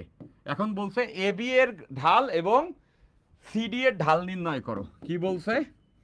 যে স্লপ অফ এ বি, এটা কত? স্লপ মানে ঢাল। আর বলছে স্লোপ অফ সিডি এটা কত নির্ণয় করতে বলছে। কোথাও কিন্তু বলে নাই রুদ্ধতাপীয় বা সমষ্ণ, কোথাও কি বলছে রুদ্ধতাপীয় বা সমষ্ণ? এই অঙ্ক তুমি বইয়ে পাবা না, এই অঙ্ক তুমি এইচএসসি তো পাবা না, এই অঙ্ক বইটাও আসে না। জাস্ট কনসেপ্ট জানলে তুমি দুধ বসাইতে পারবে, এমন আহামরি কঠিনও না, খালি কনসেপ্ট জানতে হবে, তাইলেই হয়েছে। তাইলে দেখো এইখানে যখনই বলছে স্লো, এখানে যখনই বলেছে স্লো, এটা যখনই বলছে স্লো, তখনই আমরা বুঝে গেছি এটা সমষ্ণ, কারণ সমষ্ণ প্রক্রিয়াগুলো স্লো হয়। যখনই বলছে ফাস্ট, তখন আমরা বুঝে গেছি এটা রুদ্ধতাপীয়, তখনই এটা বুঝে গেছি যে রুদ্ধতাপীয়। তাহলে প্রথমটা এই এবি প্রক্রিয়াটা হচ্ছে গিয়া, এবি প্রক্রিয়াটা হচ্ছে গিয়া সমষ্ণ প্রক্রিয়া। তাহলে সমষ্ণ প্রক্রিয়ার ঢাল, সমষ্ণ ঢাল, তাহলে এটা আমি লিখতে পারবো যে, এটা আমি লিখতে পারবো যে স্লপ, স্লপ অফ এবি, এটা তো সমস্ত প্রক্রিয়ার ঢাল। সমস্ত প্রক্রিয়ার ঢাল কি মনে আছে? একটু আগে দেখছি সমস্ত প্রক্রিয়ার ঢাল হচ্ছে গিয়ে minus, minus P by V. তাহলে এই জায়গাতে দেখো যে, এই জায়গাতে ভুল করবে অনেকে, জানো ডেটা বসাইতে যা ভুল করবে, এইটারে বলবে অনেকে পি আর এইটারে বলবে ভি, বইয়ে এইভাবে করে লেখা থাকে তাই, বাট এটা তো ভুল। এক্স আগে থাকে না ওয়াই আগে থাকে ভাইয়া? এক্স আগে থাকে না ওয়াই আগে থাকে? বইয়ে তুমি দেখবে এটা প্রচলিত মিস্টেক। বইয়ে যত গ্রাফ আছে, বইয়ে যতই পিভি এর গ্রাফ আছে, স্থানাঙ্কগুলা উল্টাপাল্টা বসায় রাখছে। আমার এই ফিজিক্স বইয়ের উপরে মেজাজ খারাপ হয়, এই দেখো বইয়ের আমি ভুল ধরে দিচ্ছি, বড় মেজর মিস্টেক না, বাট ভালোই মিস্টেক। দেখো যে ফিজিক্স বইগুলোতে সব জায়গাতে এখানে দেখো P1 V1 P2 V2 লিখে রাখছে, P3 V3 P4 V4। By the way বলো তো, আমরা যখন স্থানাঙ্ক লিখি আগে এক্স লিখি নাকি ওয়াই লিখি? আগে এক্স তারপরে ওয়াই লিখি না? কনভেনশনটা কি? আগে ভুজ তারপরে কোটি। তাহলে দেখো এই ওয়াই কি ভুজ, এই পি কি ভুজ? পি তো কোটি, ওয়াই অক্ষ বরাবর আছে, তো ওয়াই রে আগে লিখে রাখছে। প্রত্যেকটা বইয়ে এই পিবি এর গ্রাফে এই কাজই করছে, এটা ভুল। এই বইয়ের এই জিনিসটা ঠিক করা উচিত, তাই না? কোঅর্ডিনেট যখন বসাচ্ছি তখন আমাকে আগে ভুজ বসাইতে হবে। এইখানে মেজরিটি এই ভুলটাই করবে, এই 10কে ধরে নেবে পি আর এই 7কে ধরে নেবে ভি, বাট এটা তো ভুল ভাইয়া। আগে তো বসে হচ্ছে গিয়া ভুজ, তারপরে তো কোটি। তার মানে ভুজ কোনটা? ভুজ কোনটা? এক্স অক্ষ, এই যে ভুজ কোনটা? এক্স অক্ষ। কি রে লেহাটা উঠে না কেন? হ্যাং করছে বোর্ড, ওয়েট করি, বোর্ড হ্যাং করছে। বিদুম লেখা দিছি আজকে বোর্ডে, ধূপ ধাপ লিখছি, এখন বোর্ডে লেখা উঠে না, হ্যাং করছে। আহা, মন খারাপ করে দিল, বোর্ড হ্যাং। হ্যাঁ ঠিক আছে ঠিক আছে ঠিক আছে ঠিক আছে ঠিক আছে ঠিক আছে ঠিক আছে। দেখো সেই তো ব্যাপারটা, এমন এক্সাইটমেন্টে লিখতে বোর্ডই হ্যাং করে গেছে। দেখো যে, তো এইটা কি হবে? এইটা হবে পি, সরি কি বলি, এইটা এই এই যে এই যে এইটা হবে ভি, এইটা হবে পি, আগে তো এক্স তারপরে ওয়াই। এই ভুলটা করো না, দ্রুত করতে যায় এই ভুল অনেকেই করে, ওই বইয়ের কনভেনশন উল্টা লিখছে তাই। তাহলে দেখো পি এর ভ্যালু 7, এই যে মাইনাস পি এর ভ্যালু 7 আর ভি এর ভ্যালু 10। তাইলে দেখো এ বি এর গ্রাফ হবে -0.7, -0.7। ওকে, এবার এবার slope, slope, slope of CD. CD কি প্রক্রিয়া? রুদ্ধতাপীয় প্রক্রিয়া। এইটার ঢাল তো আমরা দেখছি, gamma into minus P by V, gamma into minus P by V. কিছু না বলা থাকলে ইউজুয়ালি গামা আমরা 1.4ই ধরি, বাট এই অঙ্কে বলা থাকবে গামার বেলা 1.4। আচ্ছা ফাইন, বক্স গ্যাসটার নাম বলা থাকবে, দ্বিপরমাণু খুলে যেটা হয় আর কি। ফাইন, তাহলে গামার ভ্যালু 1.4, পি এর ভ্যালু কত? পি এর ভ্যালু 7, ভি এর ভ্যালু 10, 7/10। তাহলে এখান থেকে ক্যালকুলেশন করলে, এখান থেকে ক্যালকুলেশন করলে 1.4 ইন্টু -0.7, এই যে আসছে -0.98, -0.98। এবার ভাগ করে দেখো, এইটা এটা দ্বারা ভাগ করলে আসবে হচ্ছে গামা 1.4। ঠিক আছে ফাইন, ঠিক আছে। অনেক সময় এরকম একটা এমসিকিউ আসতে পারে, যদি বলে রুদ্ধতাপীয় প্রক্রিয়ার ঢালের মান এত আর সমস্ত প্রক্রিয়ার ঢালের মান এত, এখন ওইখানে গামা বের করো। কি করবা? এখানে দেখতেছো সমস্ত প্রক্রিয়ার ঢালকে যদি সমস্ত প্রক্রিয়ার ঢালের মান বলে দেয়, রুদ্ধতাপীয় প্রক্রিয়ার ঢালের মান বলে দেয়, তাহলে এই দুইটা ঢালের অনুপাতটা হবে 1/গামা, এখান থেকে গামা বের করতে পারবা। সবাই নিশ্চয়ই বুঝতে পারছো, এরকম এমসিকিউ আসতে পারে, এরকম আসে নাই, আমি দেখি নাই কোনো জায়গায়, বাট এই সম্পর্কটা থেকে ডেফিনেটলি এরকম এমসিকিউ আসতে পারে। তো দীর্ঘ দিবস রজনী আমি পাড়ি দিলাম, 2 ঘন্টার একটি ক্লাস হয়ে গেল, তাই না? তো আজকে আমার উদ্দেশ্য ছিল আরও পড়ানো, আমার ইচ্ছে ছিল যে আরও আধা ঘন্টা পড়ানোর, পর সেটা আমি করবো না, 2 ঘন্টার বেশি ক্লাস নেওয়া যাবে না, স্টুডেন্টের কি বলে ওই যে মনোযোগের একটা টাইম স্প্যান আছে। সো আমরা বলেছিলাম যে এই ক্ষেত্রফলটা বের করব, এইটা 12 নাম্বার ক্লাসে আমি করব, আমাকে পড়াতে দিতে হবে, আমি পড়াবো, ডান।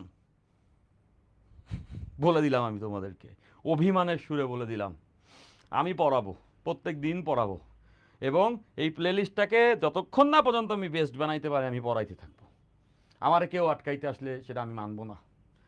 এই যে লাস্টের দিন রেদওয়ান বলতেছিল ভাই এমনি করে এমনি করে, এইটিতে আমি খুব মন খারাপ করছি। আমি ফ্রাঙ্কলি বলতেছি আমাকে পড়াইতে দিতে হবে, তাতে স্টুডেন্টের কাছে জনপ্রিয়তা আমার লাগবে না, পড়াইতে দিতে হবে, আমি পড়াবো, খুবই সিম্পল। সো এটাকে বেস্ট প্লে লিস্ট বানানো পর্যন্ত আমি পড়াবো। সো এখন পর্যন্ত আমি যেখানে যাইতে চাই সেখানে যাই নাই, আমি বলে রাখলাম, বাট লাস্ট 2টা ক্লাস নিয়ে আমার খুব শান্তি লাগতেছে। ওকে, সো আমরা কার্নো চক্রটাকে খুব ব্যাখ্যা করে পড়েছি। এখান থেকে আমরা বোর স্ট্যান্ডার্ড যে অঙ্কগুলো আছে সেই অঙ্কগুলো দেখেছি, আমরা বইয়ের স্ট্যান্ডার্ড কিছু অঙ্ক দেখলাম, আমরা রুদ্ধতাপীয় প্রক্রিয়া এবং সমস্ত প্রক্রিয়া ঢালের সম্পর্কটা দেখলাম, এবং এখান থেকে কিছু এমসিকিউ দেখলাম। আমরা নেক্সট ক্লাসে ওই আবদ্ধ ক্ষেত্রফলটা কেমনে বের করে সেটা দেখবো 12 নাম্বার ক্লাসে।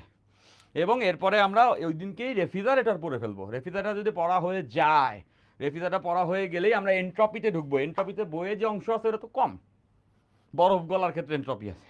আমরা সমস্ত প্রক্রিয়া এন্ট্রপি পরিবর্তন, রুদ্ধতাপীয় প্রক্রিয়া এন্ট্রপি পরিবর্তন, সময়তন প্রক্রিয়া এন্ট্রপি পরিবর্তন, সমচাপীয় প্রক্রিয়া এন্ট্রপি পরিবর্তন, সব ধরনের এন্ট্রপি পরিবর্তন দেখবো। ওখান থেকে আমেজিং সব ম্যাথমেটিক্স দেখবো। এরপর টুকটাক কয়টা সংখ্যা পড়বো, এরপরে দেদারসে অঙ্ক করবো যত অঙ্ক আসছে। ক্লিয়ার? ফাইন। তো তোমরা এই পুরোটা ক্লাস জুড়ে যারা লাস্ট পর্যন্ত আমার সহযাত্রী ছিলে তাদেরকে অশেষ ধন্যবাদ। ক্লাসটি হয়তো বা লাইভে হচ্ছে, কিন্তু এই ক্লাসটি প্লেলিস্ট আকারে থেকে যাবে বহু বছর, তাই না? বহু বছর এই প্লেলিস্ট থেকে যাবে। সো আমি পড়াচ্ছি তাপগতিতে এমনভাবে যাতে করে ওই স্টুডেন্টগুলা যারা আসলে ফিজিক্সটাকে ফিল করে ভালো মতো পড়তে চায় তারা যুগের পর যুগ এই প্লেলিস্টটা দেখতে পারে। সো প্রথম দিকে আমরা স্লো বিল্ড আপ দিচ্ছি, তাই না? এটা এক্সপোনেনশিয়াল গ্রাফের মতো, প্রথমে আস্তে আস্তে পারে, লাস্টে এবার দেখবা যে আমরা পিকে আস্তে আস্তে করে উঠতেছি। তাইলে আমি আশা করব তোমরা যারা আজকে ক্লাসে ছিলে তাদের প্রত্যেককে বলবো পরবর্তী দিন তোমার 2জন করে বন্ধুকে তুমি বলবা যে আজকে আমার সঙ্গে ক্লাস করবি।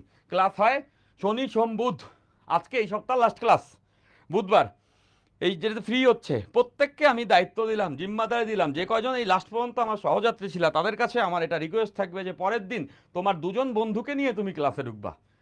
বলে রাখবা কলেজে যায়, দোস্ত এই যে শনি সোম বুধ ক্লাস হয় রাত্র 10টায়, তোমার যে 2জন বেস্ট ফ্রেন্ড তোরা 2জন থাকবি আজকে ক্লাসে। তাইলে ক্লাসে ওদেরকে জোর করে রাখবা তুমি, কেন এখানে আমরা পড়ালেখাই করবো। তো এভাবে করে আমার সহযাত্রী আরও বাড়বে, তাতে আমার ক্লাস নিতে আরও বেশি ভালো লাগবে। যদি কেউ নাও থাকে, I really don't care. Thank you Miraj, ওয়ালাইকুম আসসালাম অ্যান্ড লাভ ইউ, বাই, আল্লাহ হাফেজ, tata tata tata, good night, শুভরাত্রি, আস্তালা ভিস্তা, দেখা হবে পরবর্তী ক্লাসে। সোফা টেক কেয়ার, সবাই নোট করে গ্রুপে জানিয়ে দিও ক্লাসটি কেমন লাগছে। আল্লাহ হাফেজ, bye, love you, bye bye bye bye bye bye by.